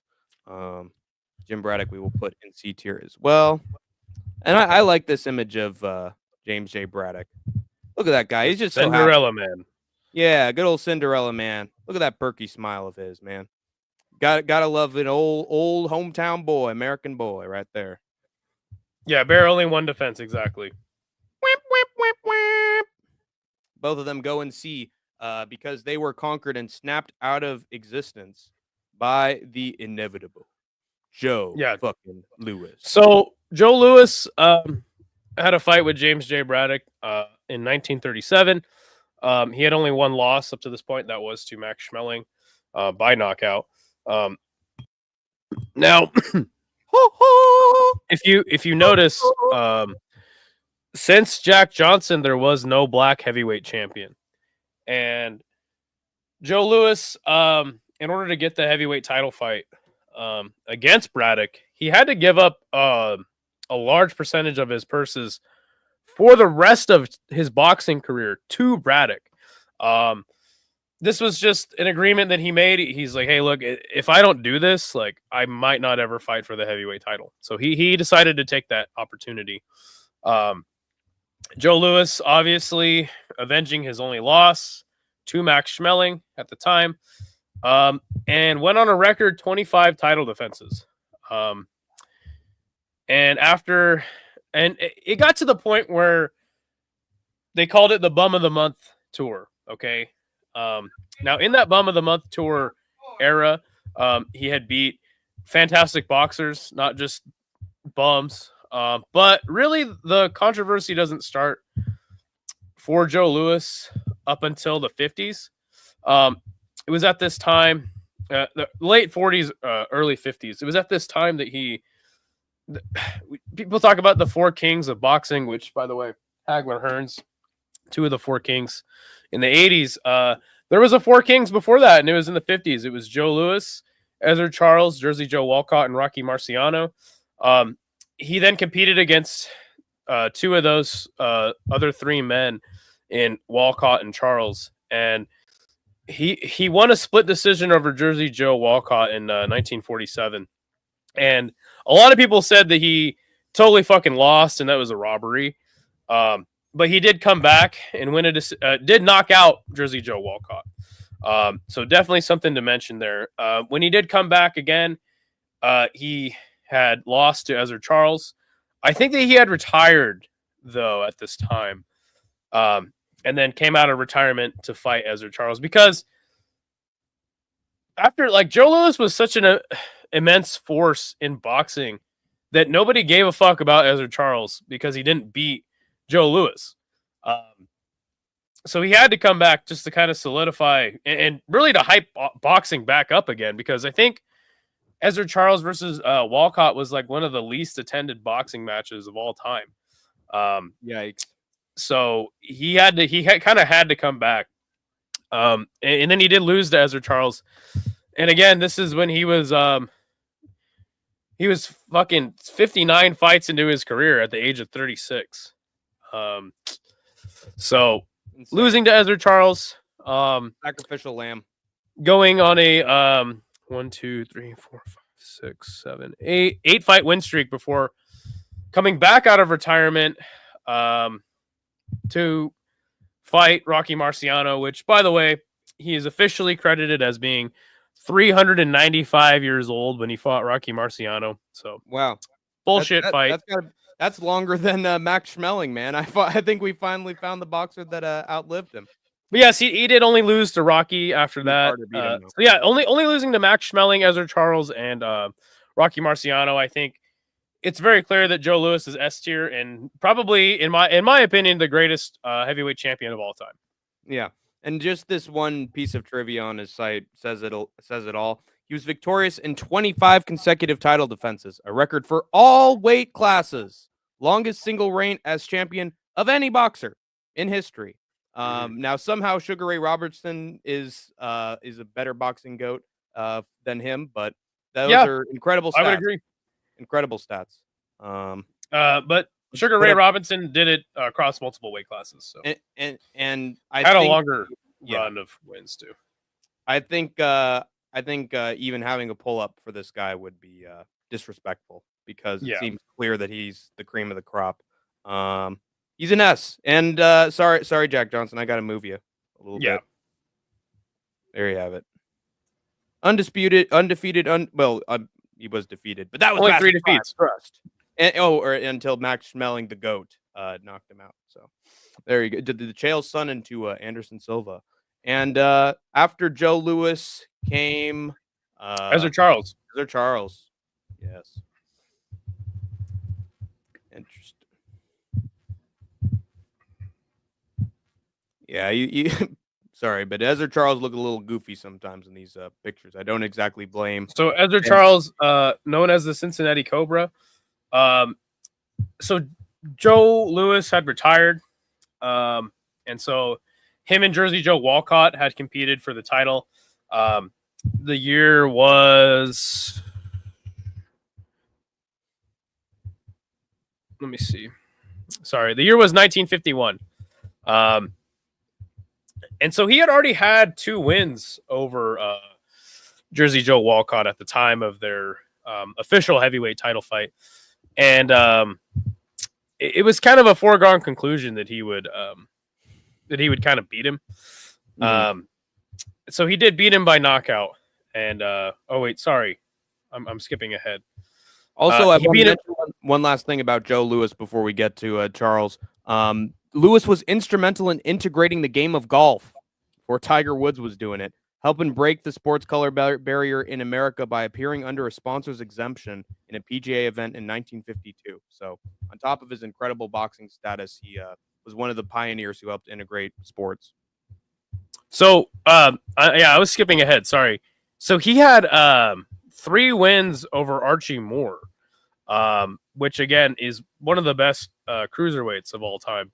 Yeah. But then he beat Jersey Joe by decision to win the heavyweight title. Again, a break in the lineage. The number 1 and number 2 at the time were Walcott and Charles. So he starts the new lineage. He then has 1, 2, 3, 4 title defenses, and his 4th title defense would be Joe Louis. He then had another fight against Jersey Joe Walcott and Joey Maxim, who was a really good boxer in his own right. Then he lost the title to Jersey Joe by knockout, which made Jersey Joe the oldest heavyweight champion of all time. But yes, he then did get another chance to fight Jersey Joe, losing the 4th match against him. After his title run and that loss to Jersey Joe, he did continue boxing. His last loss against Jersey Joe was in 1952, and he boxed all the way up until 1959. So you got to give him some credit. Still boxed 7 years after that. And, going up and down. Another thing to mention, but of a counterpoint to that is on the article. Unfortunately for Charles, like many boxers, financial problems forced him to continue fighting. So it wasn't just that he made it that long out of pride; it was necessity. Yeah, and he lost twice to Rocky Marciano, going the distance with him in one fight, which is pretty impressive.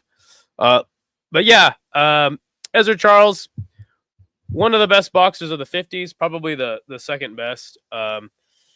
But I would put Ezra Charles in B tier. Interesting. Yeah, I think so too.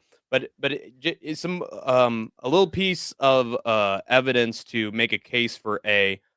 Just a few things I found here.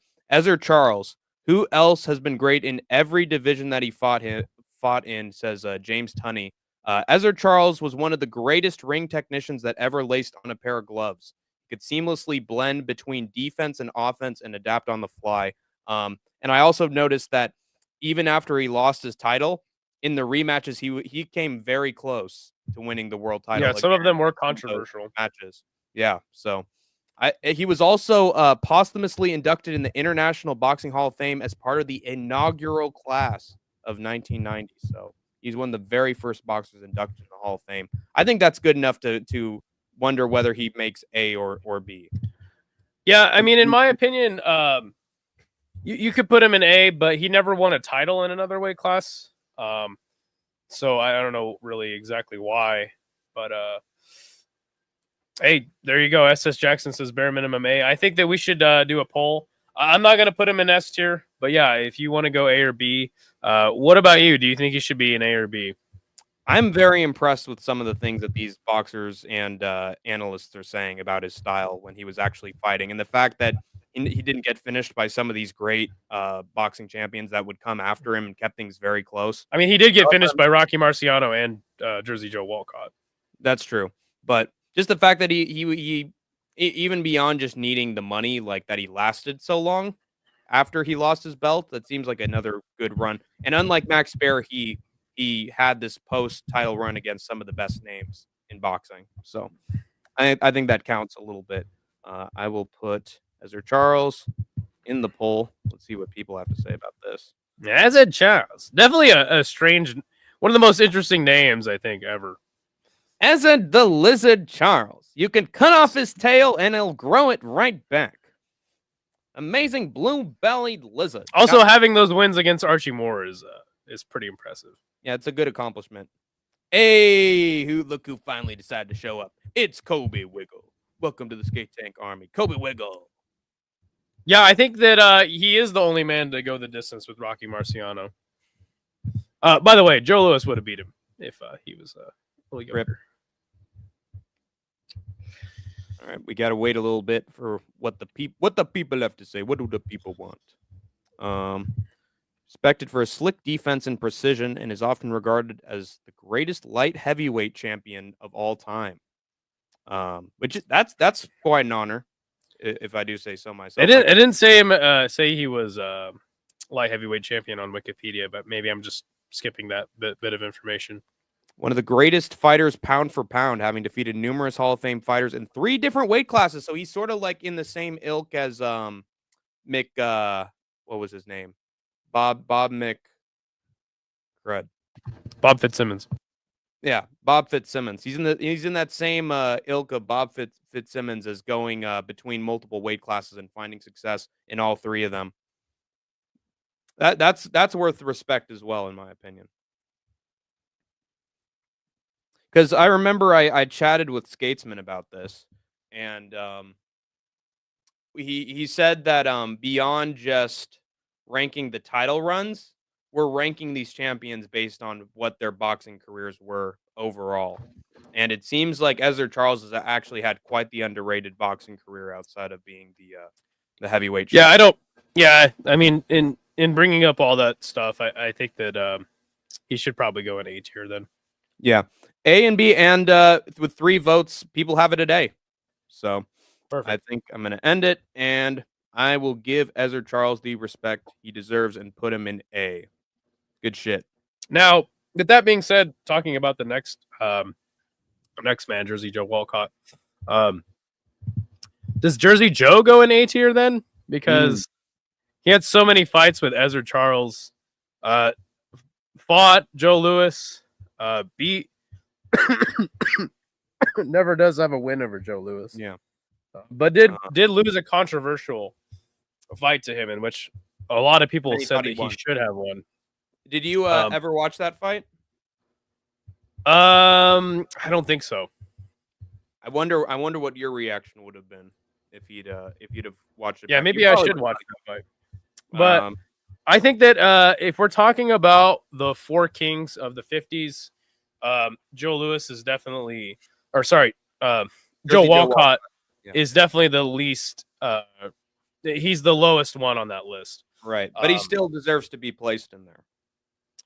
Sure. And I guess just the fact that he had to compete against those other 3 men is a testament to his greatness. Not only that, he was the oldest heavyweight champion. He looks until George Foreman took that from him. George Foreman. So yeah, let's go through. Let's talk about his record overall. He looks a little like Glover Teixeira with hair. Now that I think about it. Now, he did only. Let me see. The NBA heavyweight title. So he did only have 1 title defense against Ezra Charles, and then got knocked out twice by Rocky Marciano. He does retire with 71 fights, 49 wins, 21 losses. I mean, almost a 50-50 fighter at that point. 31 wins by knockout. I don't know. I feel like that seems pretty mid to me. I feel like Jersey Joe should be a B tier fighter or a B tier champion, but that's just my opinion. Yeah. Also, I want to mention he broke the record for oldest man to win the title at 37, like Skatesman said, and George Foreman would win it at 45 in the 90s. That's a pretty huge age. Again, that's a reason why I'm going to have George Foreman pretty high on my list. Yeah, and we'll talk. Well, there'll be time to talk about George Foreman. I also think the fact that I agree with you on B tier pretty solidly. I don't know if I'm going to have a poll for this one, but we can go ahead and have a poll, I think. You sure? All right. I think it's only fair for Jersey Joe to get his day in court. That's true. All right, Jersey Joe Walcott. Do people agree with Skatesman and Hank that given his a lot of his knockout losses after the title were pretty bad? I mean, should he still to be Rocky Marciano, to be fair, but yeah. But then again, Rocky Marciano was a vulnerable champion. He was dropped quite a lot of times in his fights. Now, given he was undefeated, but he was vulnerable enough. He ducked Sonny Liston. Mm-hmm. And he ducked Floyd Patterson. But that doesn't help. A conversation for another time. All right, well, we got to wait for the results. They're piling up. Let me look some more into Jersey Joe Walcott's career. Huh. He also refereed several boxing matches. Oh, yeah. The second fight between Muhammad Ali and Sonny Liston. Controversial ending. Jersey Joe Walcott was the referee for Ali Yeah. Liston too? Yeah, that's some shit, isn't it? That's some circus shit right there. That's some professional wrestling shit right there.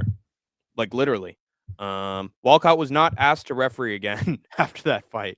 It was a fandom punch to be fair, but he still Yeah. We're gonna talk about that. He held from 1971 to 1974. Walcott held the elected position of sheriff of Camden County in New Jersey, the first African American to ever be elected to that position. What the fuck? He was from 1975 to 1984. He was the chairman of the New Jersey State Athletic Commission. That's crazy. That's quite a prestigious career after you've laced up the gloves. There you go. Not bad. The fact that he was able to do all that shit when he was old as hell already in boxing and in a time where just people were dying very young, like 40, 50. Like the fact he was able to do a lot is very interesting. Legendary SS Jackson disagrees. Certainly A tier. Funny enough that Charles low-key has a better resume, if I'm mistaken. Charles fought them all. Sonny Liston was way too busy being the Yellow Bandit during the early 50s. Yes. What does that mean, Yellow Bandit? He was known as the Yellow Bandit in the 50s and didn't pick up, like, that was like his criminal name, and he was in prison. Right. That's when he picked up boxing. He was involved with the mob and criminal activities. That followed him for the rest of his life. Yeah. Wasn't he shot? Yeah, his death is a very suspicious death. Yeah, dude. Looking, I mean, we're skipping ahead, so I don't want to talk too much about it. Yeah, right. Walcott was very, very ducked back then. But to be fair, the ones that he was able to fight who were really good did whoop his ass. Era was so deadly. Joe Louis was commonly a referee. Yes. It seems that when you are a very successful boxer or an all-time great, that becomes like the lane that you go into. Like whether that's in wrestling or in boxing or in other sports, like you back in the day, man, like people forget, man. Wasn't just like, Herb Dean has 2 fights and therefore he gets to be a ref for an MMA fight. Like some of these people who were boxing referees were all-time greats before they were chosen to ref, fights for the heavyweight championship of the world, the most prestigious title in boxing. Just a typical burglar. Yeah, not a yellow one. I'm looking at it. Uh-oh. People disagree with Hank the Tank and the Idaho Skatesman. They have a 100% for Jersey Joe Walcott. How many votes? 2, to be fair. And people are not enough. Let's put him in the middle. Yeah, sounds good. He gets the Gene Tunney treatment. Hank the Tank, can I do a podcast with you again? On Saturdays, DJ, on Saturdays. And the poll. Let's move it. I like to move it. I like to move it.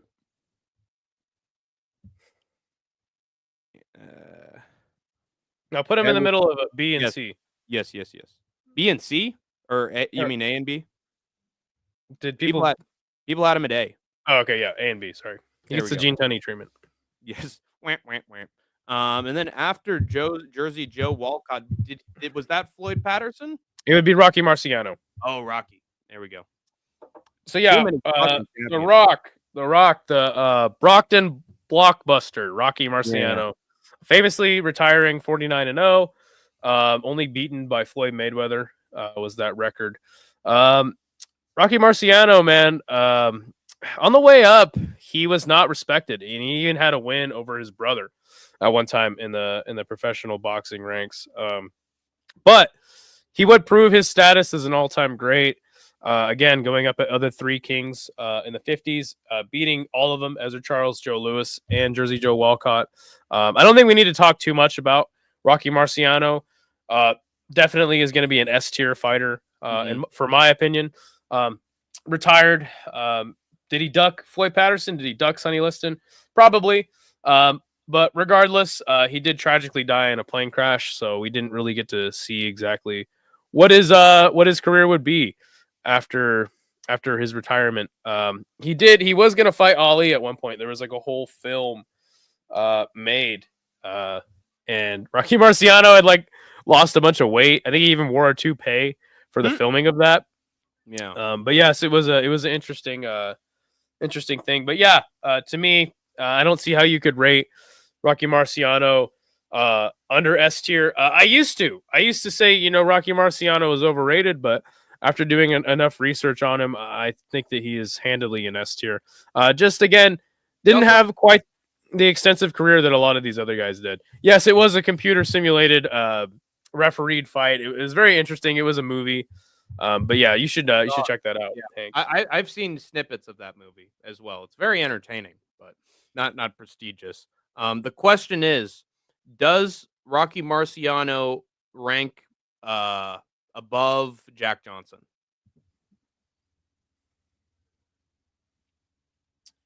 It's interesting. I mean, would say Jack Johnson had fights of the century, but Rocky Marciano had fights of the century, like real slugger, 14 rounds. Like how many rounds, man? Like still 20 rounds? No, the fights were not 20 rounds at this point. They were 12, 13, 14. I think it was 15 rounders. 15.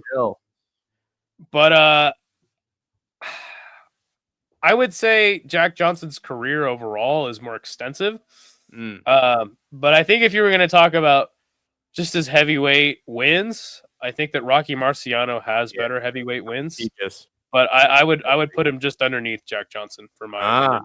All right. I will respect the Skatesman's opinion because at one point Skatesman even had him at A. So I'm not going to push my luck here. So I will have him in S tier. He is still Hank the Tank's number 5 in greatest heavyweights of all time. Same.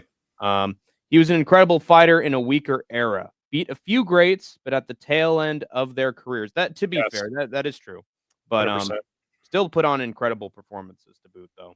And prestigious enough that they even wanted him to fight Ali in the 1960s. Depends on the rules. So we will still have Rocky Marciano in S tier. And then he retires. Rocky Marciano retires. And who takes his place? It is Floyd Patterson. Floyd Patterson. I was close, but Floyd Patterson comes afterwards. Not a lot of images of Floyd Patterson. Floyd Patterson was the first Olympic gold medalist to win the heavyweight title. Yes, I remember that. And he beat Archie Moore, a long-time light heavyweight. This is before cruiserweight was a weight class. He then goes on to defend the title 1, 2, 3, 4 times before having a fight with another Olympic gold medalist in Ingemar Johansson. He gets knocked out by Ingo. I think he got dropped, like, again, a whole bunch of times in the first 3 rounds. I think it was like a total of 7. But he then comes back and knocks Ingo out in 2 fights. Then he knocks out a man by the name of Tom McNeely before losing 2 fights to Sonny Liston. And think about this. He was the youngest heavyweight champion up to this point. He was 21 officially when he won the title. He then loses the title officially to Sonny Liston at 27. So pretty impressive that he, held the title for 6 years. Obviously had the slip up against Ingo in there. Goes on another nice win streak of 2, 3, 4, 5 fights before losing to Muhammad Ali. And then he had wins and losses, fought a lot of really good guys of the 70s era, and Jerry Quarry and Jimmy Ellis. Goes on another pretty long win streak before fighting Muhammad Ali again, which is just sad. He was 37 at the time of fighting Ali in 1972. He retires with a record of 64 fights, 55 wins and 8 losses and 1 draw. Floyd Patterson being the youngest champion, Olympic gold medalist, I think his accomplishments are fantastic. He retires with a pretty solid record as well. I'm going to go ahead and put Floyd Patterson easily in A tier. Wow. Do you think, because like I remember hearing about his Olympics accomplishments. Those are incredible. That is a record first. Wins the belt. but doesn't he lose? 21. Doesn't he lose the belt soon after to Sonny Liston? He had 1, 2, 3, 4, 4 title defenses. Gets knocked out by Inga Mario Hansen, but knocks him out twice. Right. Then knocks out Tom McNeely. So officially, he has. Let me see. 1, 2, 3, 4, 5, 6 title defenses before losing to Sonny Liston. Not shabby. Not shabby. No, and then not only that, he was the youngest heavyweight champion. When he won the title, he was 31-1. Mm-hmm. And retires with a respectable. That's pretty good. A respectable 55-8. Yeah, I think the reason why I was wondering about the A tier is just because I don't remember any big fights that Floyd Patterson had after he lost the title. And I'm looking at the description. Following these defeats, Patterson went through a depression. So that but look, he fought Jimmy Ellis, and I can't remember who was the other guy. I just closed his record out. But yeah, he fought. Not only did he fight the guys of his era, but the next generation as well. Now he did lose to a lot of those guys, but just competing against them, well past his prime, I think deserves a lot of praise. A lot of love, and still keeping a solid record. Again, the youngest heavyweight champion at the time until Mike Tyson is no small feat. Should we consider a poll between A or B tiered, or do you think it's very clear that he should get A? All right, let's give it a shot to test other people's. Cool Breeze, good to see you. He makes a fantastic point. Was an establishment type guy who didn't cause trouble. Yeah, and also one thing that I did kind of skip over was that this is Customato's first heavyweight champion. Mm-hmm. And another thing to mention, which actually makes it very ironic that Cool Breeze says this. When he was very young, he became a truant and a petty thief. It began with him stealing little things like milk and fruit to bring back to his mother to help. However, as he transitioned into a teenager, he would frequently be seen in court for stealing, truancy, and running away. He estimated that he had been in court 30 to 40 times to the point he had to get sent to a school. And then his mom basically helped him out, and he was clean. So that school was started by Eleanor Roosevelt. Wow. And by the way, he was good friends with Eleanor Roosevelt at the time of even his death. So that's incredible. Yeah, I love Eleanor Roosevelt, so I could completely understand him being friends with her since she started the school that put him back on the right track a little bit. Yes, 100%. And Customato gets a lot of credit for doing that as well. Legendary SS Jackson says highest to B's, low A. Amazing character. I think he meant to say career there. Maybe he had a good character too. He was smooth. Look at by all accounts he did. Yeah. All right, two votes so far. People are like, "Oh, I'm phasing out, man. I'm just listening to what they're saying. I'm leaning back in my chair, man." We are this chat's ASMR right now that they're listening to fall asleep right now. But the poll is open, guys. He meant character. Nice. What does the poll say so far? It's B with 2 votes. Oh my. No, I mean that's fair. I think we can close it out. All right. If you want to put him in B tier, I don't hate that, but I have a lot of respect for Floyd Patterson myself. I do too. And again, his career as a whole, like Olympic gold medalist, youngest heavyweight champion, fighting, not just the best of his era, but other eras as well. So I think I will put him. God, I'll put him. I'll put him above Bob. I'll put him above Bob. No, they had him in B tier. So I think we should put him with Jersey Joe, like on the other side with the turnbuckle, and B tier as well. Oh wait, yeah. Because Skatesman respected it. Wait, we'll have him in the I think I'll stick with B. If Skatesman said that B was fair, then we're gonna stick with his opinion that B is fair, because that was his initial opinion. I will put him in the best. No, I had him in A initially, so I kind of want him in the middle. But But you didn't say it at first. You said, "Hey, if people want to go with B, I'm fine with it." Whereas the other ones, you were like, "Oh no, put him between them immediately." So sure, you hesitated, and I punished with the B. So the next champion. No. The next champion is Inga Mario Hansen because he had knocked out. Yes. So Inga Mario Hansen, another Olympic gold medalist, but a placeholder for not just Floyd Patterson, but for the inevitable man that would be Sonny Liston. So, I'm going to put Inga Mario Hansen in C tier. And I don't think there's going to be any dispute about that. Yeah. Let me find a good picture of him first. There we go. Da-da, da-da-da, bum, bum, ba-bum, bum. Oof. I'm getting scared, man. The C's are piling up a little bit, Skatesman. We might have to have another section very, very soon. Or I'm gonna make all these guys little minis. I'll probably do that. He's done with that, and then he transitional champion, much like the pro wrestling champions would only have the title for 6 days and then immediately lose them. We had the mean man, Sonny Liston, although he was honestly a sweetheart at heart. Although Charles Sonny Liston. Yeah, he had won the title from Floyd Patterson, knocking him out twice in 1962.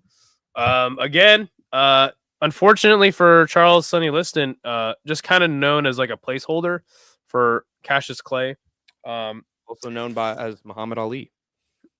He was Cassius Clay at the time. Cassius Clay at the time. He would transition to it later. But after he lost, I mean, before he lost to Cassius Clay, he was 35-1. He would then go on a 1, 2, 3, 4, 5, 6, 7, 8, 9, 10, 11, 12, 13, 14, 15, 16 fight win streak. Holy before losing and then beating Chuck Wepner to regain or to get his last win of his career before he had tragically passed away in a very strange, controversial way. bless his heart.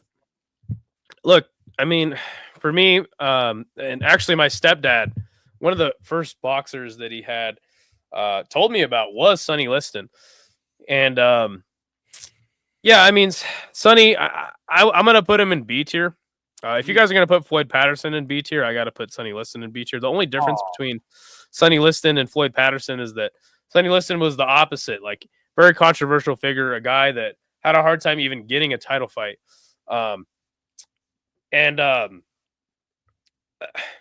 He had some controversial bouts. There's rumors that at least one fight with Muhammad Ali was fixed. The Phantom Punch. That only though, if that's fixed in Ali's favor, then might have had a more competitive fight with him. You think that? I don't know if Ali knew that it was fixed. But yeah, he did take a dive. I mean, it's all but confirmed. Again, right. Choose to believe what you want. But yeah, Liston had a fantastic record.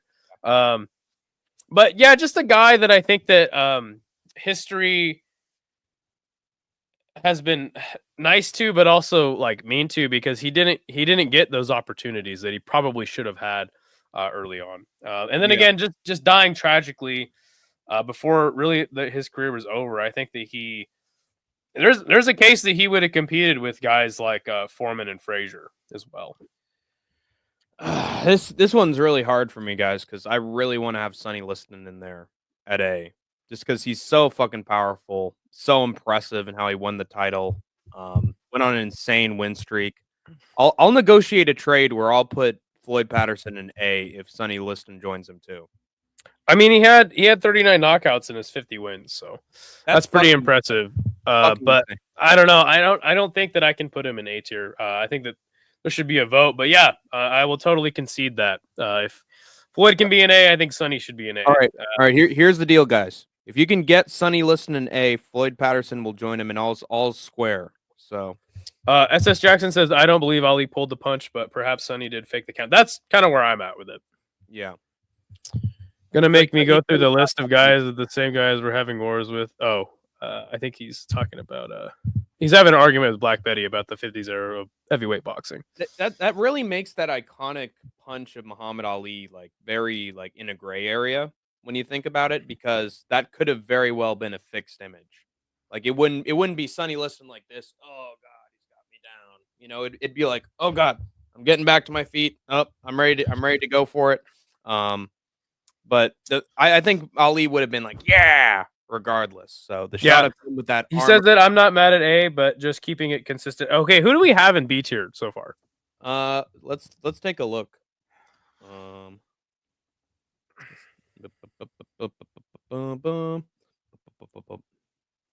We have Floyd Patterson.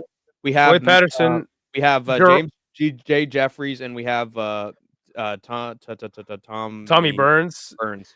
Yeah, and then Jersey Joe Walcott. I don't know, man. I think that Sonny Liston should be in B tier with those guys. I don't think I can rate him above Jack Dempsey, Bob Fitzsimmons, or John O'Sullivan or Ezra Charles personally. The 2 votes have come in and they're both for B. So I think people have decided. There you go. Man, that sucks because I love Sonny Liston. And again, if Floyd Patterson's in B tier, I think Sonny Liston has to be in B tier too. Yeah. Because I think they had do you think he goes above or below Floyd Patterson? Probably right there with him. Only 1 title defense. Yeah, but again, we're looking at their career as a whole as well. Yeah. All right. Gotta have Liston in there.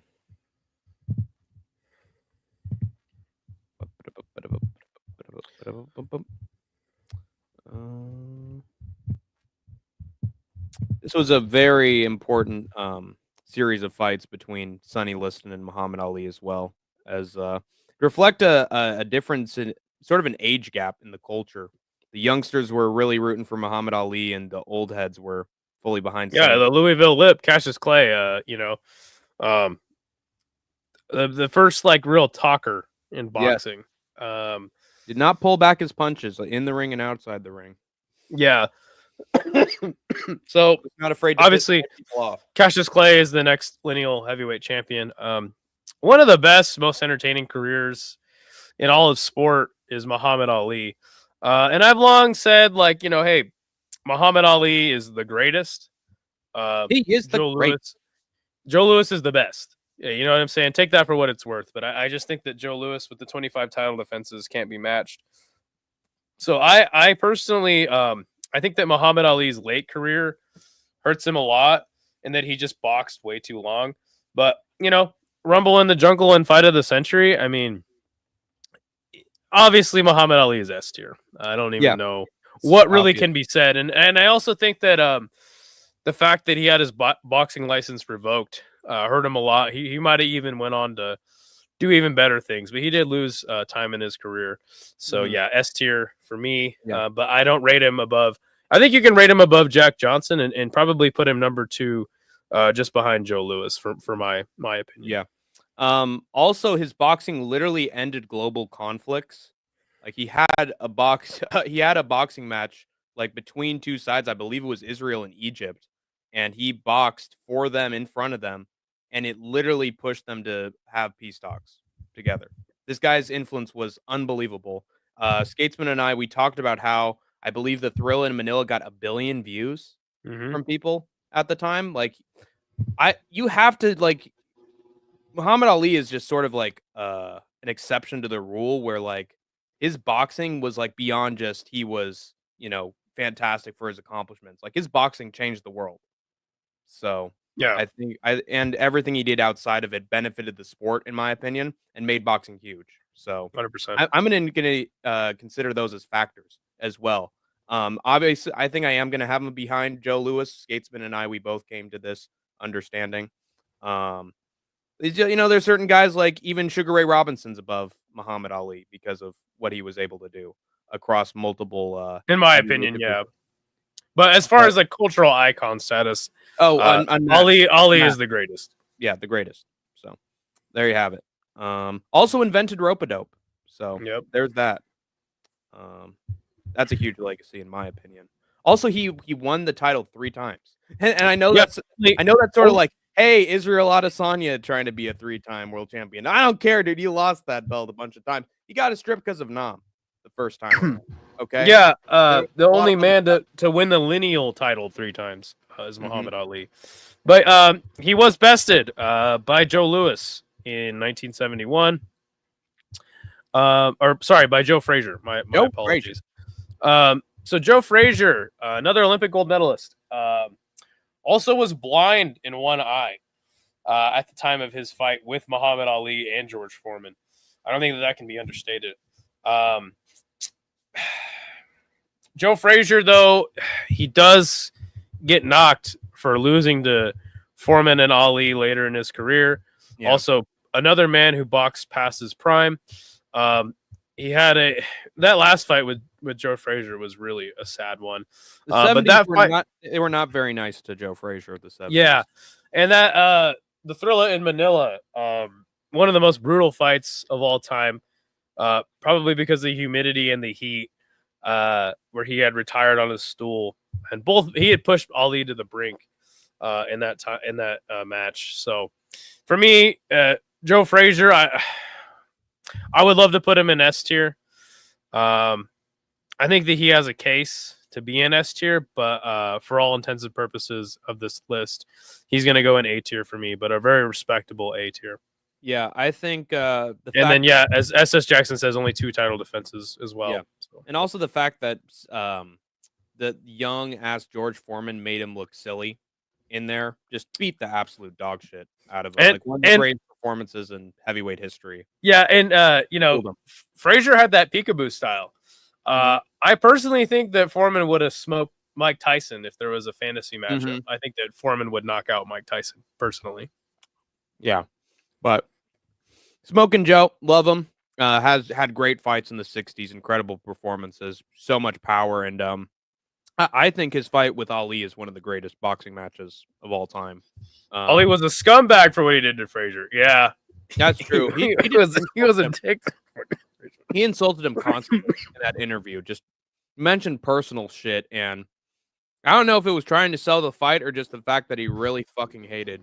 He was trying to sell the fight, and he went to his gym and would harass him, and he went to his house with a megaphone and was like talking shit to him. It was crazy. So yeah, but yeah, I mean, Frazier goes in A tier for sure. Muhammad Ali literally talked so much shit to Sonny Liston that when they saw each other, Sonny Liston pulled out a gun and fired blanks. Yeah, the ceiling. So people do not like do not like Muhammad Ali. Maybe they like Cassius Clay, but not Muhammad Ali. Except for maybe George Foreman. I don't know if you can put Dempsey over him, though, personally. I think he should go above Dempsey, but we're splitting hairs. All right. It's fine. I respect him as a big 4 of 1960s and 70s. So yeah, I like SS Jackson. He says it depends on how early Foreman catches him with the uppercut. Yeah, no. Tyson in the first round is a nightmare, but I do think that if Foreman makes it out of the first couple rounds, he knocks Mike Tyson out in a fantasy matchup, of course. Wow, that's fucking cruel right there. Frazier's helping you out when you're going through a rough time, and you say that to him afterwards. But he did say at the end of their Thrilla and Manila fight that if he was to have anybody by his side in fighting a war, he would have Frazier. So, you think did they ever reconnect after that? And I honestly don't know. I think that Ali was in such mental and physical decline that he probably didn't have a chance. Yeah. Also, it should be said that Ali was used like pretty badly by the people around him. Tail end. Yeah. Messy situation, but the man who would knock him out, and who Skatesman and I have referenced honestly too many times. Down goes Frazier. Down goes Frazier. And George Foreman is composed as can be in the neutral corner. I'm going to find a picture of George Foreman, and it's not going to be one of him, in his early days, because in my opinion, I think his greatest achievement was right here.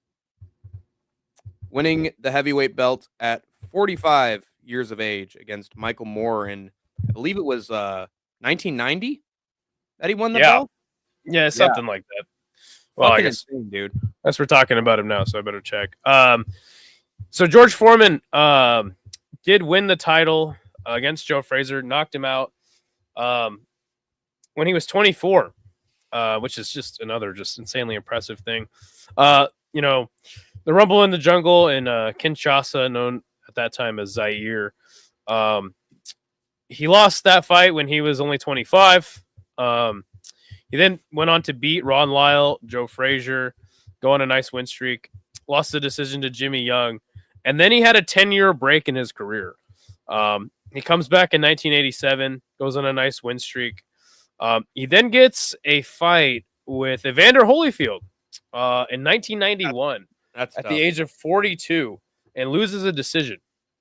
That's crazy. Didn't get knocked out or destroyed by Holyfield. Gets a fight with Tommy Morrison for the vacant title and loses a unanimous decision. He then knocks out Michael Moore. And I was wrong. 1994 at the age of 1994. 4 years yeah, at later. the age of 45.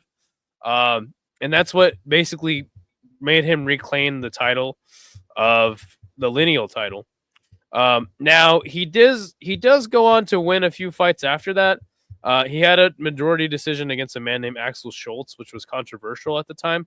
But Shannon Briggs is the one to beat him, another controversial majority decision. And this is what gives Shannon Briggs his lineal champion status. But yeah, with all that being said, I think if George Foreman would have retired in the 70s, you could still probably put him, rank him pretty highly. I don't know, man. I think I got to put George in S tier, though. High A, low S. I'm gonna put him in S tier. But you guys, I think we should let the chat decide A or S. I think so too, but I completely agree with the Skatesman. I have Foreman in my top 5. What is up, Jay Will? First time I've seen him in the chat. He says Foreman ran over Ken Norton, who arguably beat Ali all 3 times, and Norton lost a very controversial decision to Holmes. Norton was legit, just had issues with big punchers. Yeah, 100%. That adds to his legacy even more. That's a great point from Jay Will. Also, we got our boy Isha of the City Life Project in the chat. Happy holidays, everyone. And that's a universal statement right there, folks. Couldn't agree more. Whatever you're celebrating, or even if you're not celebrating at all, happy holidays to everyone around the world. And make sure to get plenty of sleep, because we got presents to open tomorrow. For some of us, sorry. But enjoy your holidays regardless, because it is a special time of the year, and we gotta have a lot of joy in this time where there's a lot of coldness outside the house and around the world. Foreman got dropped so bad, but he always comes back, doesn't he, old George? Mean George Foreman.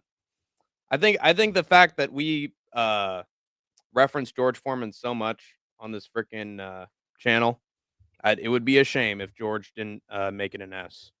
Yeah, he is the skate tank GOAT.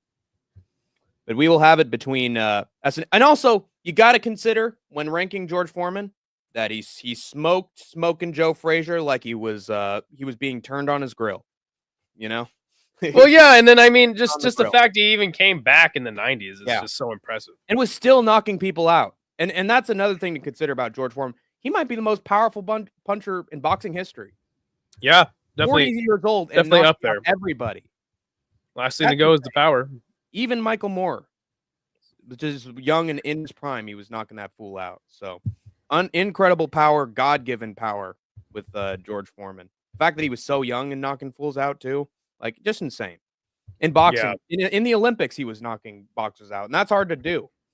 Easy A, says Legendary Jackson. Ali hit him with a hell of a right. That is true, but also Foreman was beating the guitar out of Ali as well in that fight. I rate him highly because that epic Office episode wouldn't have been made without his grill. Yes, because Michael Scott burnt his biscuits on the George Foreman grill. Yeah, and Jay Will makes a fantastic point. Foreman won titles in the 2 best heavyweight decades ever, 70s and 90s, 100%. Yeah, that's why he's, in my opinion, at least 4th or 3rd.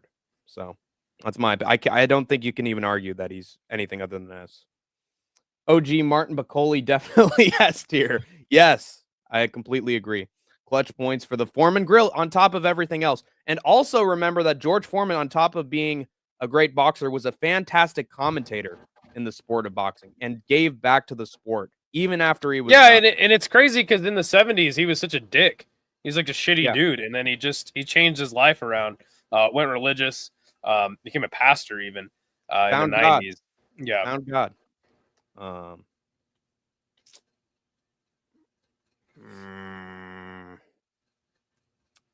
Not liking how this poll's going, folks. Everyone's going A? Not everyone, but it's 60-40. Okay. You know what? You know fucking what? No, I think we should put him on the turnbuckle on the other side. I'll give you some time. I think we should put him on the turnbuckle on the other side. 16 people in here. I'm waiting. 16 people. You call yourselves fans of combat sports. You 16 By the way, shout out to everybody who's in here because it is fucking midnight where I'm at. Yeah, amazing. It's close. It's an hour away from it for me. So People, I think people were in No Chill's stream where he was just like, "Hey guys, I'm just on stream. Can we get a bunch of subs right now? Can we get to 700 subs?" So I think a lot of those people that were in his stream for hours and hours and hours and hours and hours today have transitioned to this stream as a little bit of a palate cleanser. And now it's tied with 6 votes. I had a reason to wait, folks. I had a reason to wait. And I'll wait. I'm gonna wait for a tie cutting vote. Highest of A's says Legendary Dasta Johnson. No, I refuse. I mean, okay, look, if you're gonna put Foreman in A, I think you got to put Gene Tunney in A, Exactly. like definitively. Yeah. Foreman also helps making grilled cheese sandwiches worldwide. Yes, sir. Also, are we gonna rank Jersey Joe Walcott over Sonny Liston? That's a little crazy. That's a little Right. crazy. To me, that's. I think that Jersey Joe should go in B and Gene Tunney should go in A if you guys are gonna put Liston in B and Foreman in A. Yeah. And it's still tied, and we got more to do. Walcott fought more guys. Yeah, 100%. I will concede. I will put George Foreman on the turnbuckle. All right. That's as low as I can go though. He's right outside. So there we have it. Let's move Perfect. on to Okay, so the next Ken boxer Norton, will be it'll be Leon. Ken Norton was never the lineal champion. No. Leon Spinks gets Leon that recognition. The Spinks Jinx, the first of the Spinks Jinx. Again, Leon Spinks, another placeholder as far as the lineal champion goes. He was actually he won the title, the lineal title, and actually the undisputed title as well. In just 8 fights, which is insane. Yeah. So yeah, he then loses it again, right back to Ali. But that would not be the end of his career. After losing to Ali, he had an extensive boxing career. He lost to Jerry Kutsia, which is a great boxer from South Africa. He loses to Larry Holmes early in his career as well. Dwight Muhammad Cowley. But again, we're talking more about he lost to Randall Tex Cobb in Tennessee, which is hilarious. Tony Morrison doesn't say Tommy Morrison. But we're talking more about the fighters he lost to. Ultimately, he ends his career with 46 fights, 26, 17, and 3 draws. I think that Leon Spinks clearly goes into C tier. All right.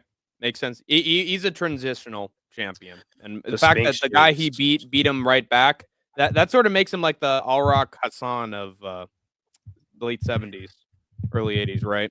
I don't know who that is. Or who was the guy who knocked out Hasim Rahman once? Yeah. Hasim Rahman. Hasim Rahman at the late 70s, folks. There you go. And then after good old Leon, who do we have after that? We have Larry Holmes. Oh yeah, Larry. So Larry Holmes. That boy ain't right. He beat Ken Norton, I think, to get the lineal title. Or maybe it was Ali is when he won the lineal title. Either way, he had beat Ken Norton to win the WBC title. He's in 28-0 at this point. He beat a really totally completely washed Ali. I think that should be said. This is a hell of an image of him, though. I like this. He has wins over Trevor Berbick, Leon Spinks, Jerry Cooney, Randall Cobb, Tim Witherspoon, Marvis Frazier, who is the son of George Foreman, of Joe Frazier. And then he, again, the Spinks Jinx comes into play. He loses 2 fights to Michael Spinks. And then at the age of God, how old was fucking Larry Holmes when he lost to Mike Tyson? It doesn't say, but he then gets viciously knocked out by Mike Tyson. Goes on to win 1, 2, 3, 4, 5, 6 fights, winning against Ray Mercer, trying to reclaim the title against Evander Holyfield and loss. Then wins another 1, 2, 3, 4, 5, 6, 7 fights. Loses to Oliver McCall, another pretty good heavyweight at the time. Goes on a few win streaks, loses to Brian Nielsen, and retires in 2002. Wow. With 75 fights, 69-6. Larry Holmes goes into A tier for me. Yeah, I can't. Easy. Though I am very biased for Larry Holmes, I can't put him in S tier. I got to put him in A. Yeah. It's the this is an interesting little tidbit about him on the website. Holmes's left jab is often rated among the best in heavyweight boxing history. 100%. That specific move. How do you think it helped him in most of his fights, Idaho Skatesman? What would he use it for when he was in the big, huge? Well, that's the thing about Larry Holmes' jab is that it was everything. It was sometimes a power jab like Triple G, rangefinder, used to control his opponents, change angles. I mean, Larry Holmes has the best jab in boxing history. Yeah. John Anik goes on and on about that Pfeiffer jab, but I feel like Larry Holmes has. I don't even think you shouldn't. That's disrespectful to even mention Joe Pfeiffer. Exactly. Alongside the man that is Larry Holmes. Larry. Yeah. Larry the Easton Holmes, assassin. Larry Holmes would have knocked his ass out in 10 seconds. Oh, fuck yeah. But do you think he goes above or below Smokin' Joe?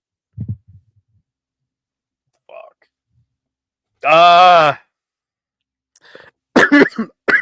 Sorry. That easy question. I can't put up a poll between Joe and I put him above. You'd put him right by his side? I put him right above him. Right above him. Wow. But honestly, again, this is I don't see how Gene Tunney is even on the line anymore. It's starting to make less and less sense for Gene Tunney to be on the line of S&A.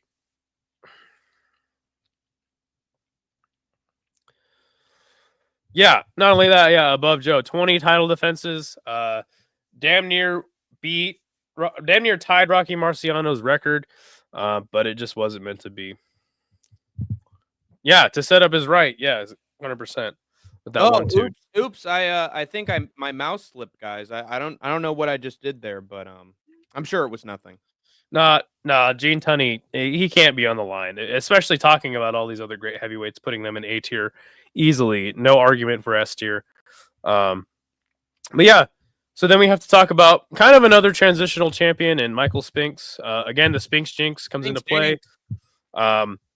He beats Larry Holmes to win the lineage 2 times. Yeah. He has 3 title defenses before getting literally obliterated in a round by Mike Tyson. To me, Spinks goes in C tier. Yep. Wow.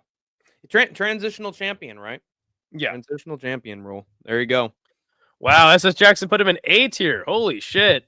Yeah, Jackson's all over the place this time around. I can't put him in A tier, but I'm willing to hear an argument. Where do you have Michael Spinks? I don't know. I just remember him as that dude who wore the strange white hoodie going into his fight with Mike Tyson that seemed eerily cultural. And then Mike Tyson just put him out very, very easily. Showed a difference in skill levels. No way says I will. So given Jackson was the only one who put him in A, and that seems like I'm willing to listen to an argument for A, but I think we should put up a poll A, B, or C. All right. I have him in C tier though, pretty easily. What about you? I think he's in C. I don't think he's very memorable. Again, the fact that people only really associate him with the Spinks jinx doesn't help his case either. So I just remember him as the guy who got chinned by Mike Tyson. I'll be honest. Yeah. B. He was Mike Tyson's toughest test up to that point too. Yeah, that is true. I mean, Trevor Burbick was a tough test for him as well. But, yeah. But yeah, I don't know. I mean, now Now he's conceding to B. So I think we could put him in C pretty easily. Our All right. vote counts a lot. Our vote counts way too much. So yeah, the next boxer will be Mike How'd he go? Tyson. Let's see. Oh, this will be a controversial Yeah. decision no matter what we make.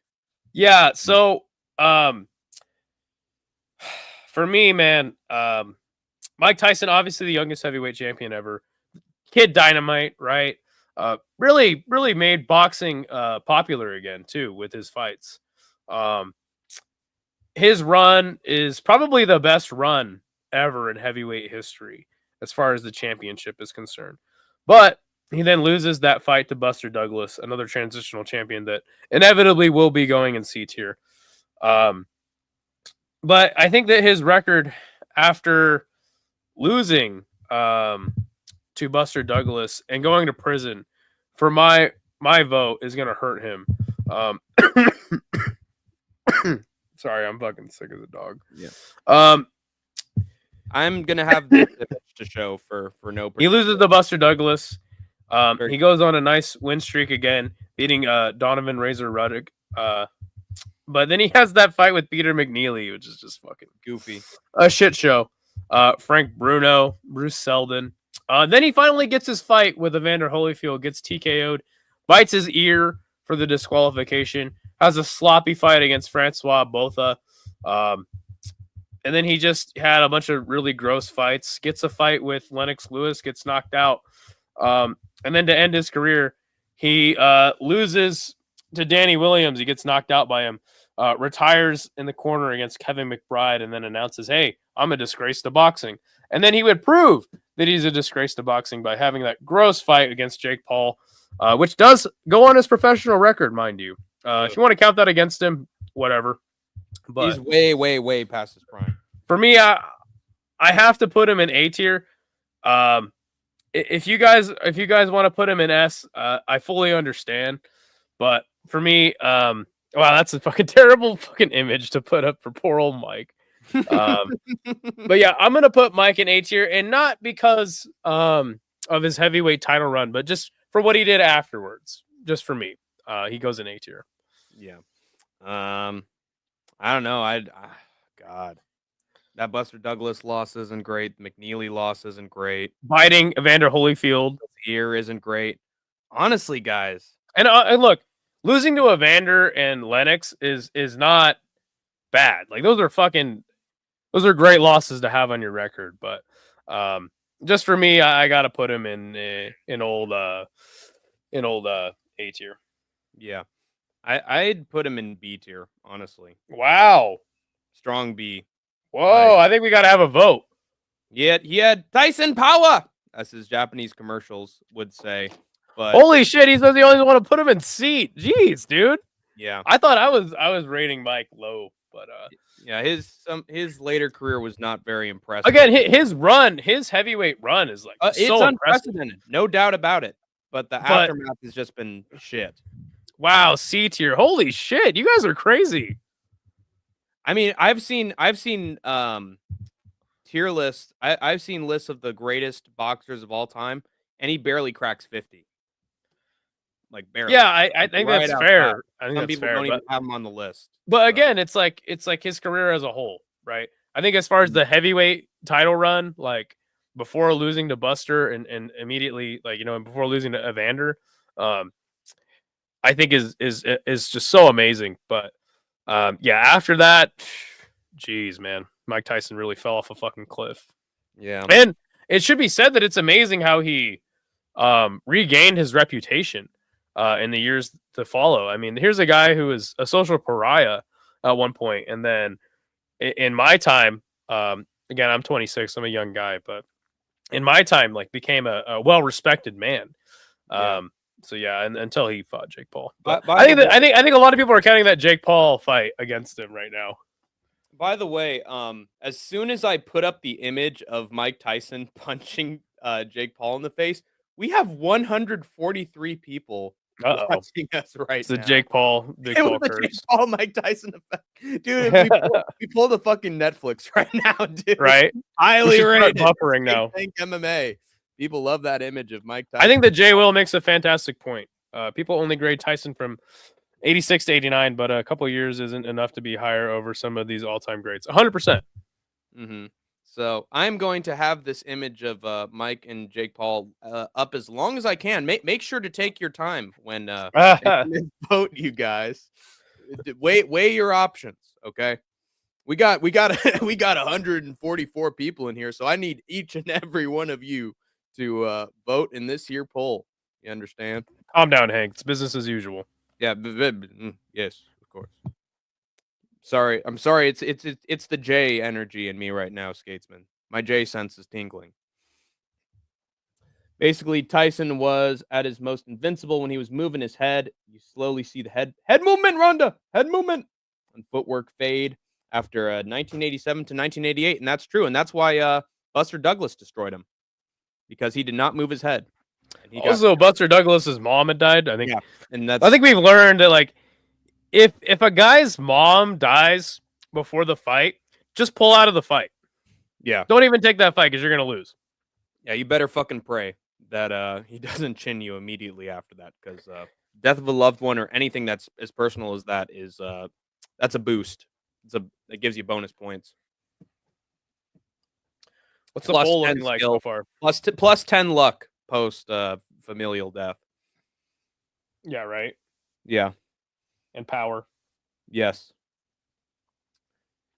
It's interesting what okay, we got A is at 50%, but B and C are at 12% and 38%. Wow. Only 8 votes. Yeah. Those 147 people, they're like Ian Gary at the stool. They just like to watch, you know. But yeah, that's fucked up. Yeah, I think that we can put him in A tier, handily. All right. Well, there you go. We gotta get on to some more. Yes. We're getting through it though. We are getting through it. 3 hours later. 3 hours later. Our next the next great Buster Douglas. Yeah, he goes in C tier, transitional champion, pretty clearly. He's just a placeholder for Evander Holyfield. Although you got to respect this image of Buster. Fuck. Oh, wait a minute. God damn it. I have to save the image real quick. Because it's interesting because I have copied and pasted so many images on this slide. Now, wherever I'm like posting them right now, they're down here. They're down here. They're in this corner for some godforsaken reason. Just like Ian Gary. There you go. There's the bat .001 joke. Wham! Hitting right there from the Skatesman. That was a good one. I cackled at that one. That was good work, Skatesman. I will put him in C. But finally, we have Skatesman has seen the way, ladies and gentlemen. C tier is filling up, dude. Yeah, it's fuck. It's becoming a fucking crazy pile right here. Shit. And that's what they are. But yeah. The next person we'll talk about is Evander Holyfield. Now, Evander, again, if Alexander Usyk is not the greatest cruiserweight in history, it's Evander Holyfield. He then moves up. Took him so long to get that fight with Mike Tyson, his money fight, but he eventually did get it, and he destroyed Mike and lost an ear in the process. What a piece of shit. But yeah, Evander, although he had a lot of great wins, and again, if we're talking about his career as a whole, again, had a fantastic cruiserweight career. That's going to help him out a lot. But also those 3 fights with Riddick Bowe, also the Fan Man fight. Oh no. But another person of just fighting too long is going to hurt him, right? Yeah. Had that trilogy with John Ruiz, which was a stinker, and then he loses to Chris Bird, James Toney, Larry Donald, but goes on a nice little win streak before being beat by Sultan Ibragimov, Nikolai Valuyev, which is a pretty damn good heavyweight. He does retire with 44 wins. By the way, coming back and getting destroyed by Vitor Belfort in an embarrassing fight, which was an exhibition, thank God. But yeah, he goes on to have a record of 57 fights, 44 wins, 10 losses, 2 draws, and 1 no contest. Again, for his career as a whole, I'm gonna give him an A tier. Jay Will says he is a 4-time heavyweight champion. Yeah, but never won the lineal title 4 times. Yeah, and again, Israel Adesanya is a multi-time champion, but is that necessarily prestigious? You got to stop bringing up MMA guys. Yeah, there's some analogies to make there. But for a time, and this is part of the article I'm reading, he was the only boxer in history at the time to win the undisputed championship in 2 weight classes in the 3-belt era, a feat later surpassed by Terrence Crawford, Naoya Inoue, and recently Alexander Usyk, who will be part of a lot of boxing greats lists in the future once he retires. But we're not going to get to him on this list. But shout outs and honorable mentions to Tyson Fury and Alexander Usyk in the future, when we are dead and buried, and this stream is a time capsule for all the alien kitties in their tubes in space. But let's have a poll for this one. I think Holyfield is a somewhat subjective boxer in terms of greatness. Yeah, I'd say the 3 to consider is S, A, and B. Actually, more between S and A. What do you think? I don't know. I can't put him. Me personally, I can't put him up there with the likes of Joe Louis, Muhammad Ali, Right. Jack Johnson, and Rocky Marciano. I'll have him between A and B and see what people think. Great cruiserweight boxer, no doubt about it. Beat Qual at cruiserweight, or Kwai. Do you know about Kwai? Dwight Muhammad Cowie. Cowie.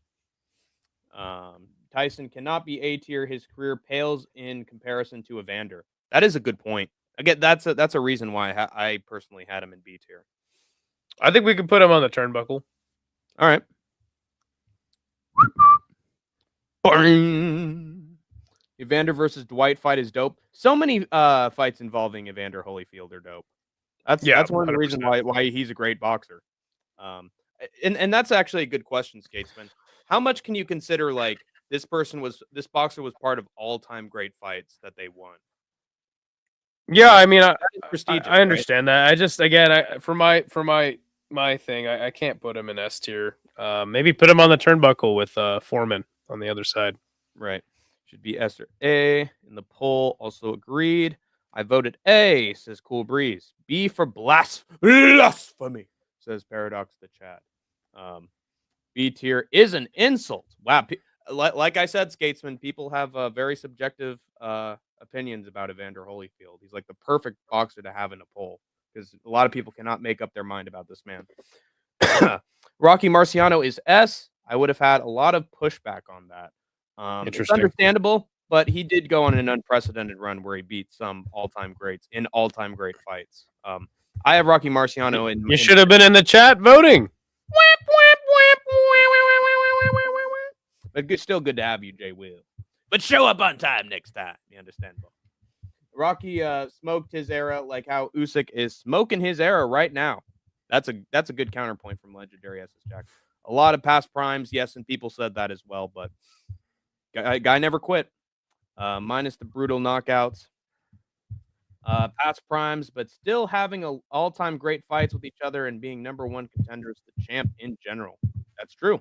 I just found you guys, but I sub now. Hey, we appreciate it. Hey, appreciate that, man. And welcome to. We do lots of shit on this channel, so lots of shit. We do 5 streams a week, so only take 2 days off. And sometimes I'm even considering hopping on Friday with Fight Night Frankie. So tune in for that.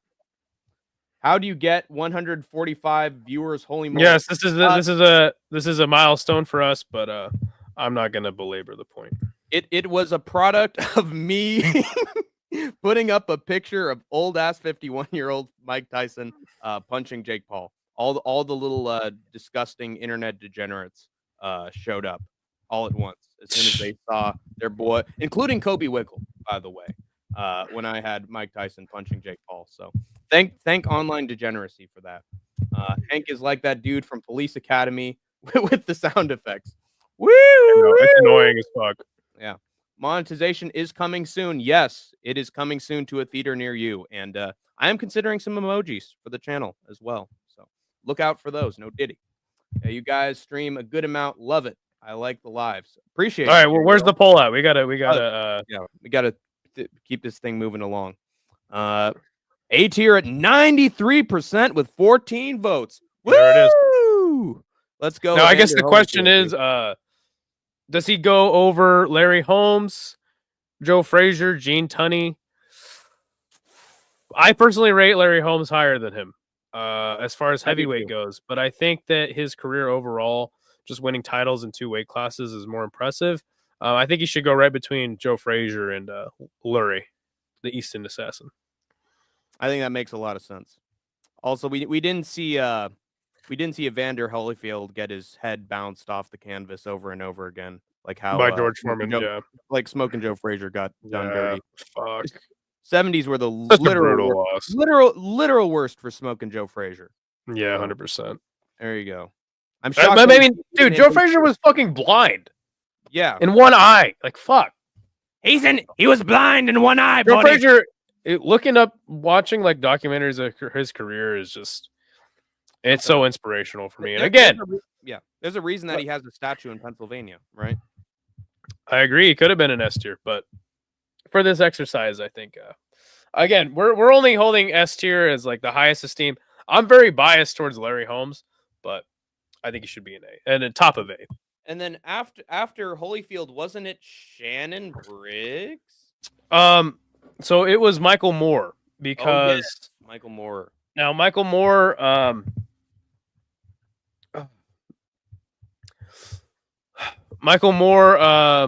he fought Evander Holyfield. Let me see. Sure. Look, I'm just trying to find it, be accurate with the time. In 1997. Now, this is after Evander Holyfield won the lineal title from, it would be Larry Holmes. Wait, we're getting this confused. When did he win the lineal title? Who did the most lineal champion? No, we're considering them as just all-time greats in their careers as a whole. Because honestly, just talking about their championship reigns is okay. So hard to rank. So hold on a second. We're actually skipping over Riddick Bowe. Because Buster Douglas is where Evander Holyfield won the title, and then he lost to Riddick Bowe. Gained the title back against Riddick Bowe in their second fight. So we actually have to put Riddick Bowe up there. Oh shoot! I will add Riddick Bowe very soon. Let's do it now because that's the chronological order. All right. So yeah, Riddick Big Daddy Bowe.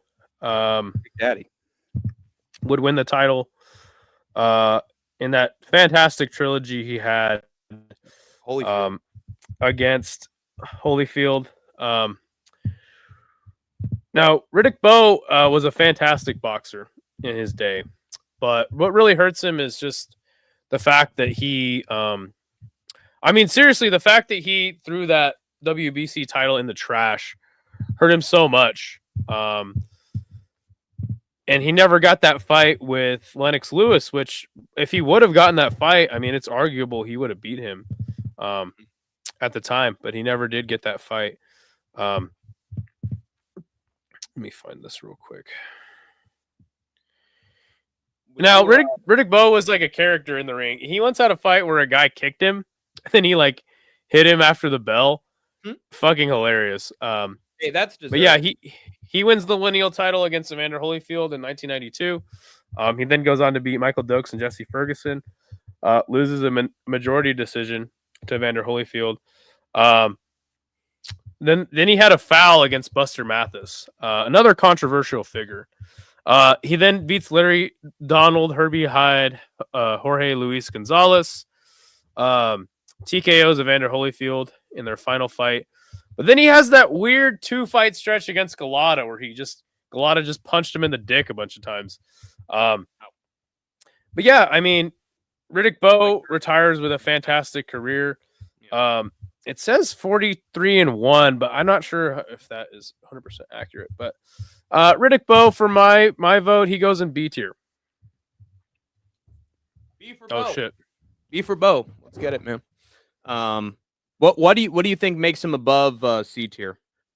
The fact that he had that incredible trilogy with Holyfield cannot be understated. Mhm. Also, Jackson says A or B. that's. I mean, yeah, we can have a poll on it. So But you yeah, wanna just have three options. having 2 wins over Evander Holyfield. I'll add one. And then just the fact that he did have, like, he beat Pinklin Thomas, probably past his prime, Tony Tubbs, Terrell Biggs, Bruce Selden, Michael Dokes, another pretty good heavyweight. But yeah, for me, he's going to go in B tier, just because he didn't have that long of a career in high-level fights after that last win to Evander, which he could have, but he just didn't. And also, a lot of these fights were few and far between at the end of his career. Yeah. After those weird fights, part of that lineal champion list as well. a lot of those fights against Galata, after the fights against Galata, he in '96 he has a fight in 2004, 2005, and then 2008 respectively, and he was completely out of shape by that time. So yeah, but yeah, I'll listen to A or B. I'll be willing to have a poll. He is willing. He be willing. And I'm looking at, it's only got 3 votes so far, but B is the favorite. Clearly the favorite. So I'm going to just assume that that's what the end result is going to be. I'm going to go out on a limb and say that he is worthy of B tier. So good for Riddick Bowe. He went from forgotten on this tier list, the point I didn't even have an image of him, to he is here, and he is above average in terms of the school system. And all of a sudden, those 145 people have all fled, but we still have 17 of the SkateTank Army in here, and we appreciate you guys. And they say the SkateTank Army isn't funded by bots. Yeah, there you have it, folks. Again, yeah, whatever.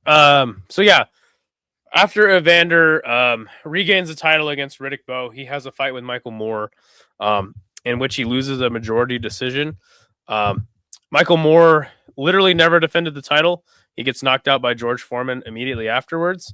At this time, though, he was 35-0 before losing to George Foreman.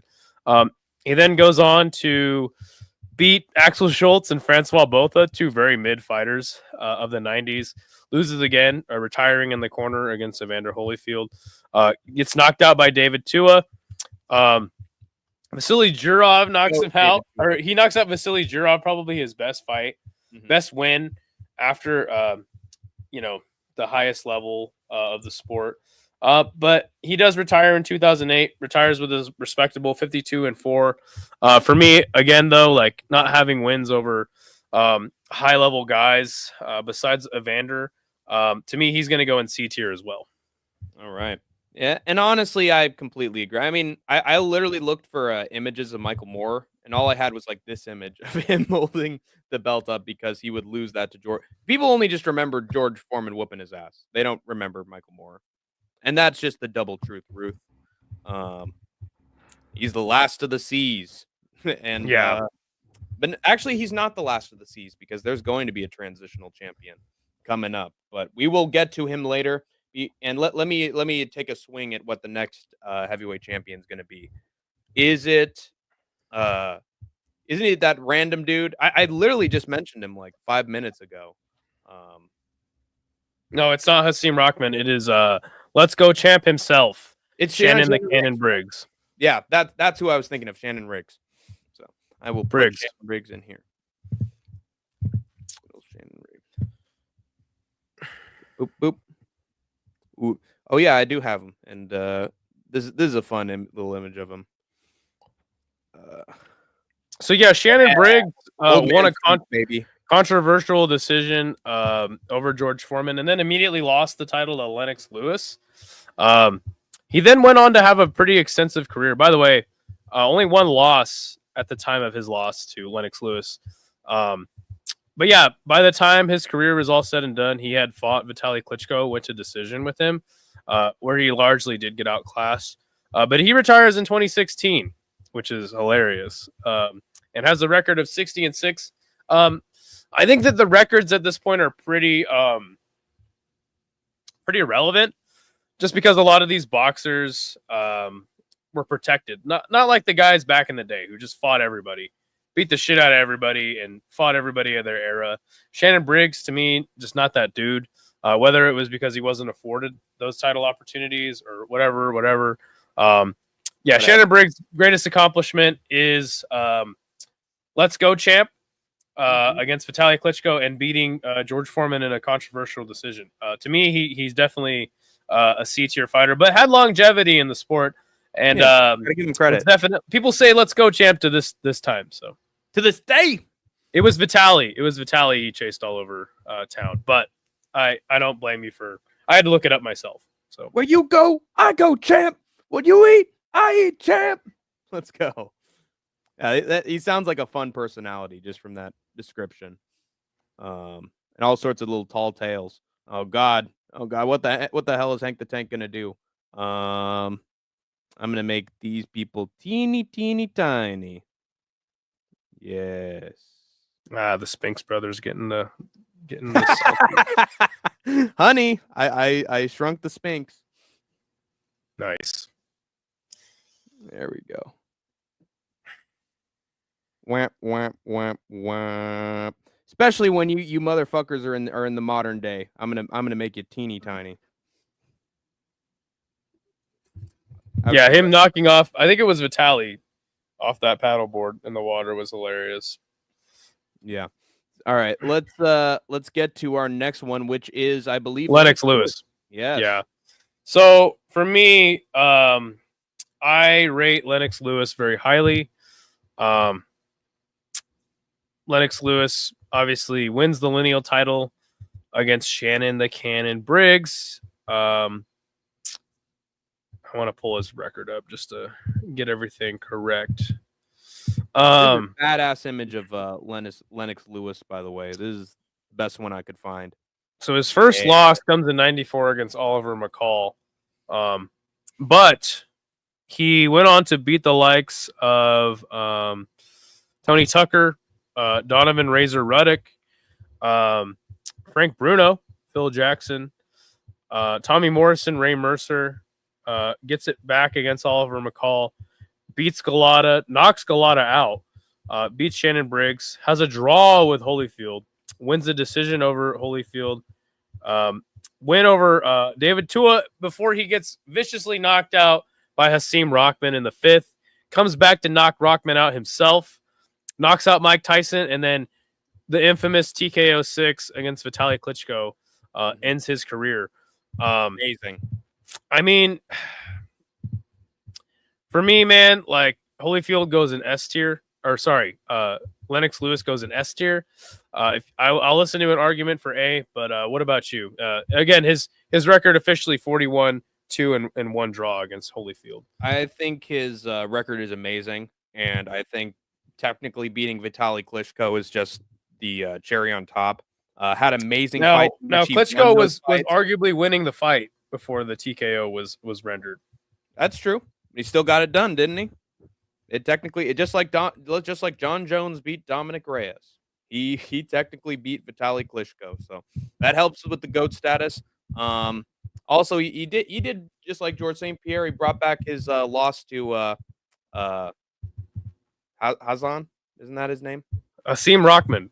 Hasim Rockman. Yeah. Jeez.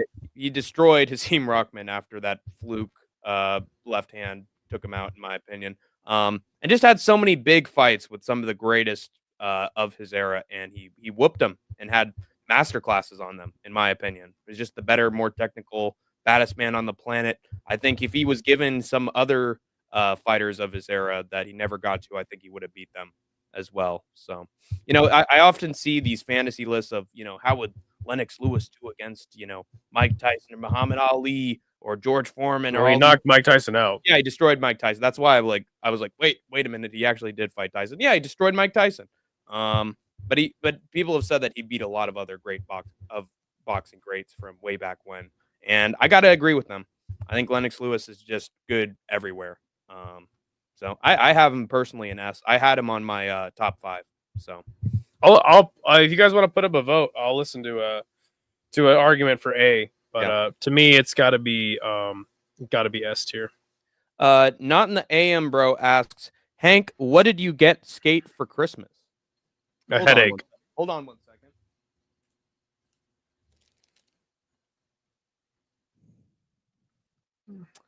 It's hold on. Let me put it way up close. There it is.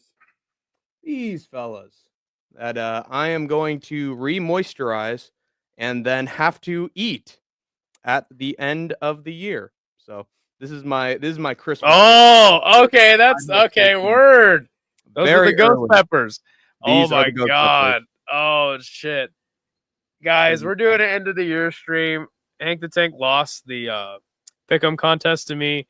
So that's his fate. That's what he's got to eat. Fantastic Christmas present. Thank you, Hank the Tank. No problem.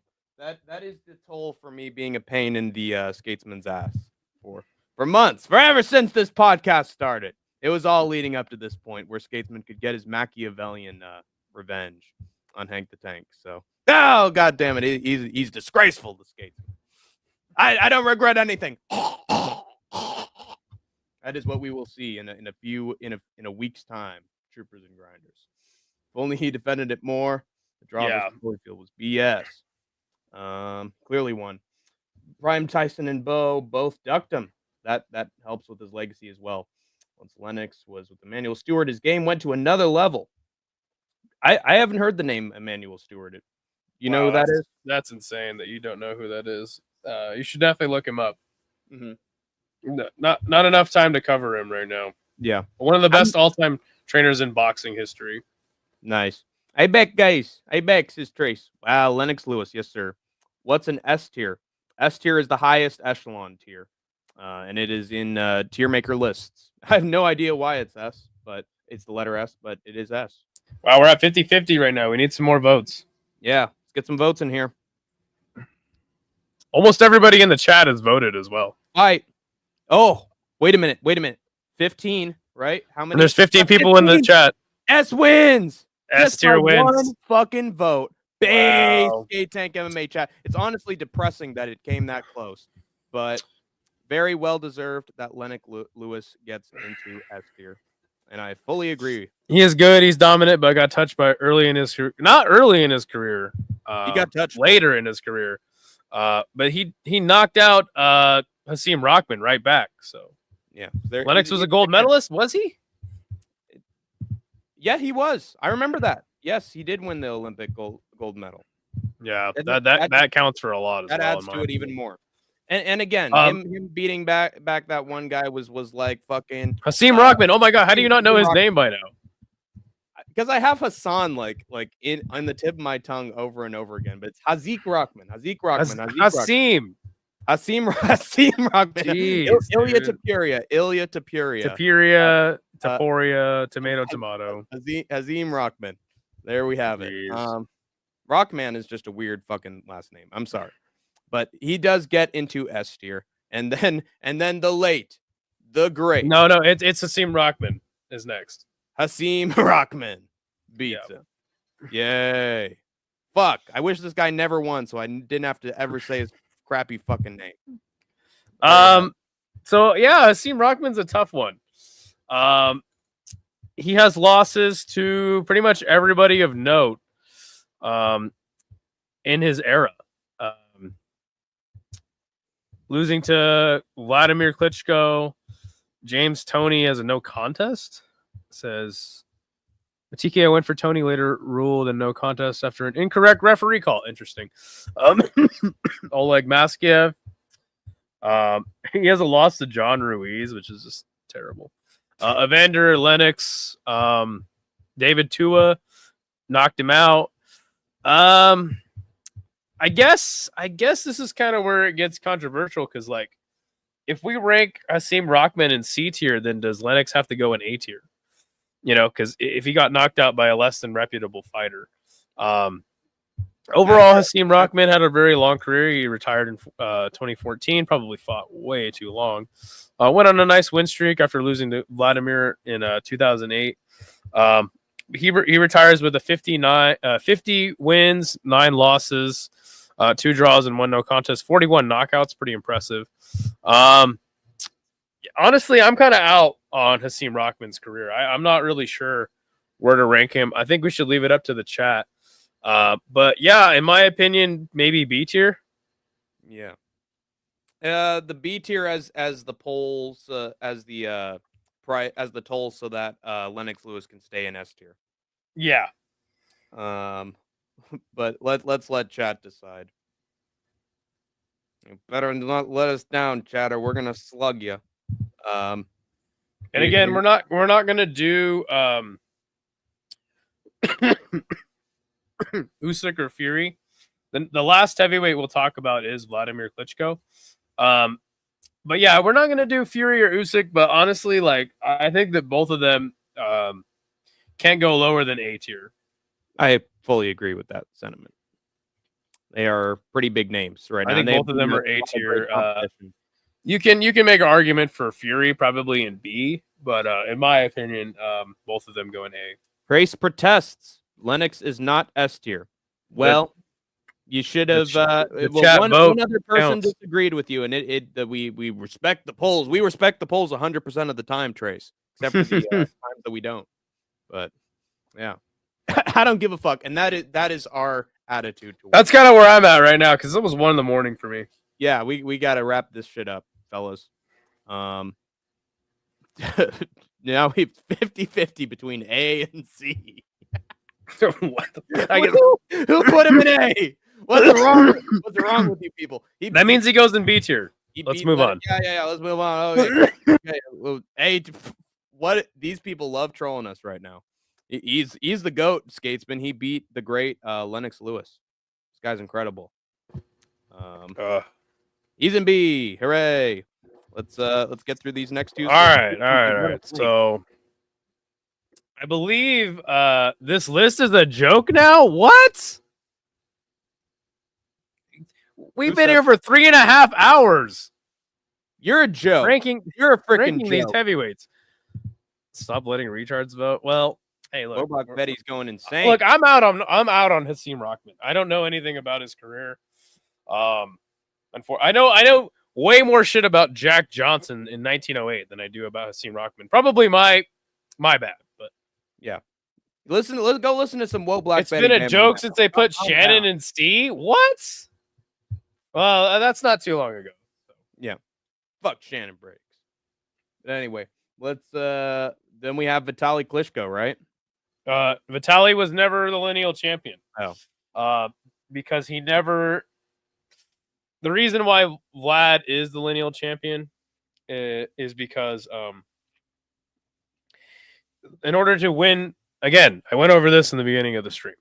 In order to win the lineage after the lineal champion retires, you have to defeat the number 1 and number 2 ranked fighters have to fight. So the number 1 and number 2 ranked fighters after Lennox retired were the Klitschko brothers.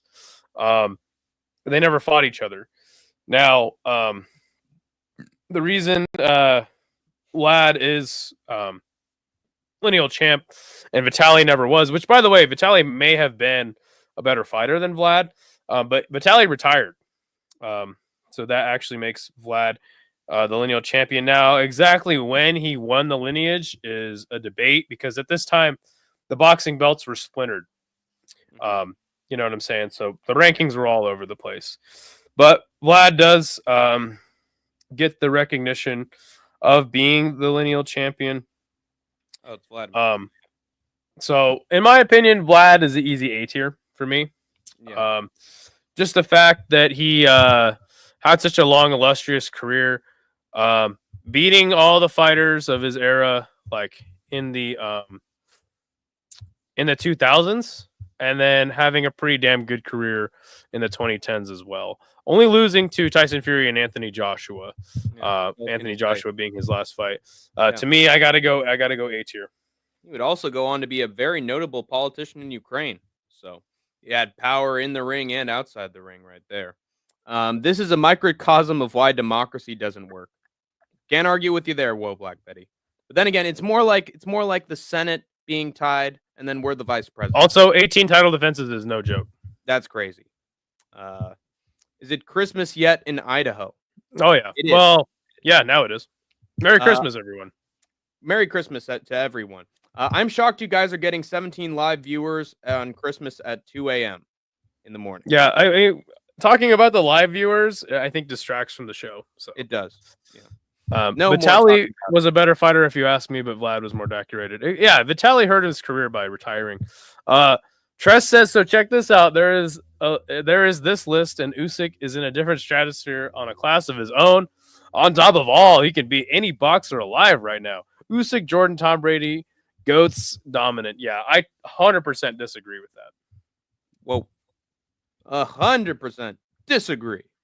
I think having Vlad between A and B is a good full. What do you think? Oops. Let the democracy speak. Yes, the very clean and fair and pure democracy of the SkateTank MMA army that is invading countries. And we'll stay on at least for 7 more minutes, so we can let Hank enjoy this Christmas time with us as well. Hooray! A few seconds. Yeah, so as far as heavyweights go, like, and again, this is why I didn't even want to mention Fury or Usyk in this list, because they're not retired yet. But as it stands currently, Usyk has a better ranking in all-time status than heavyweight status. In my opinion, his heavyweight run is not long enough for him to be ranked all-time great in heavyweight. Do we align with Christmas rules? I don't even think I'm going to read that. So yeah, it's terrible. Merry Christmas, everyone. I agree, Trey. Oh, ho, ho. Feliz Navidad. Feliz Navidad. Feliz Navidad. Prospero años de felicidad. I want to wish you a Merry Christmas. Love that song. Classic. I can tell. I mean, I hate it. I mean, I'm indifferent about it. And the poll is at 75% to 25% for Vladimir Klitschko at A. And I will agree with that right out of the gate. Perfect. In goes Vladimir Klitschko. Oh, now the question is, where do we rank him? Honestly, I think you can rate him above Jack Dempsey. Yeah, but not before Gene Tunney. No. I see. I mean, fuck. Maybe over Gene Tunney. I think so. I think they're tied. Very impressive run. Yeah. All right. He goes above Gene Tunney, Berber. Smoking Joe Frazier's ahead of him. Get fucked, Vladimir. Yeah, 100%. Frazier would have knocked the fuck out of Klitschko. Just like Lennox Lewis, it would. And the referee would have called it. Just like that. Actually, the referee wouldn't even need to. He'd be flat out on his face. But yeah, guys, that's it, man. That's every lineal champion ranked. It's fucking crazy that we made it through 3.5, almost 4-hour stream to get this all locked up. Kind of crazy. But yeah, Joe Louis reigns supreme, and Ali up there as well. Jack Johnson, Rocky Marciano, Lennox Lewis, all in S tier. Foreman just outside of S tier. We then got Larry Holmes, Vander Holyfield, Frazier, Klitschko, Gene Tunney, Jack Dempsey, John L. Sullivan, the man who started it all off himself. Bob Fitzsimmons and Ezra Charles in A tier. Jersey upsy Walcott and Mike Tyson looking just outside of A tier. Limbo. Yeah, in limbo between A and B tier. B tier is Floyd Patterson, Charles Sonny Liston, James J. Jeffries, that racist piece of shit, Tommy Burns, Riddick Bowe, and Hasim Rahman. And then in C tier, we've got a whole litany of transitional champions and just dudes that weren't really all that good. Them being Schmeling, James. What is his? I always have a hard time with his name. The second lineal champion, gentleman Jim Corbett. James J. Corbett. God, who the fuck is that guy? That's Jesse Willard. Oh, Jess Willard. The Cinderella Man, Braddock. Oh no, sorry, that's Max Baer. Primo Carnera, Braddock. God, who the fuck are these guys? You know what? Fuck them. Fuck those D tier guys. Yeah. They don't matter. It's really all about being above. And yeah, man. Thank you guys for joining.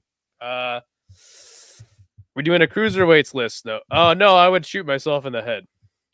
Hey, we're doing MMA heavyweights tomorrow. I think that more time needs to pass, but Yeah. And we need to get a big MMA heavyweight knockout in order to be like, yeah, let's talk about MMA heavyweights. Then I'll be in the mood. We can't have that coke snorting pregnant lady hitting freak as heavyweight champion when we're talking about MMA. We need Tom Aspinall as the undisputed champion before we can talk about MMA heavyweight greats. And I'll just joking good. at that. Hustle boys, congrats on the fat stack of watch hours that's coming. Yeah. Hey guys, I recently read about Sonny Liston's death being fishy. So many theories. He died way too young. Yeah, 100%. Salute to you. Imagine Aspinall knocking out John Jones. Look, I think that there's a case to be made that Jones beats Aspinall, but I'm gonna pick Aspinall to win that fight personally. Yeah. I'm not gonna count John Jones out though. John Jones. Shiloh says that Volkov will be champion. Hilarious. And we're gonna stay on for 2 more minutes because I want Hank to be officially in the Christmas season. Yeah. Before we Wanna end the feel stream. good. Yeah. I remember that that Simpsons clip where the New Year's ball was dropping. And they're like 7, 6, 5, and then it just stops. They're like 5, 5, 5, 5, 4, 5, 5. So what are we gonna do for this Ghost Pepper stream? Are we gonna do it during Ryzen, or are we gonna do it before? I say that we have it at the very end of the year. So like fine. on the 1st? On the 1st or the 31st. In my Okay. opinion. Yeah. All right. Happy New Year with Hank the Tank suffering while everyone else is having fun. I think that fits. Well, Black Betty, I'm deleting your comment because I am not gonna listen to Hank the Tank sing. Yes. I refuse to. Unless it's in the outro, which it may very well be. Yeah, but in my opinion, I think we should have the stream be a stream of its own, because I think it's gonna last like 3 hours of me going through the page, of eating this bite by bite. It's gonna go very long. All right, it's officially 1 a.m.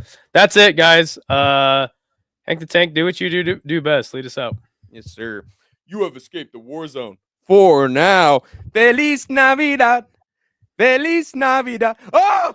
Oh! Get away from me! Get away from me, you son of a bitch!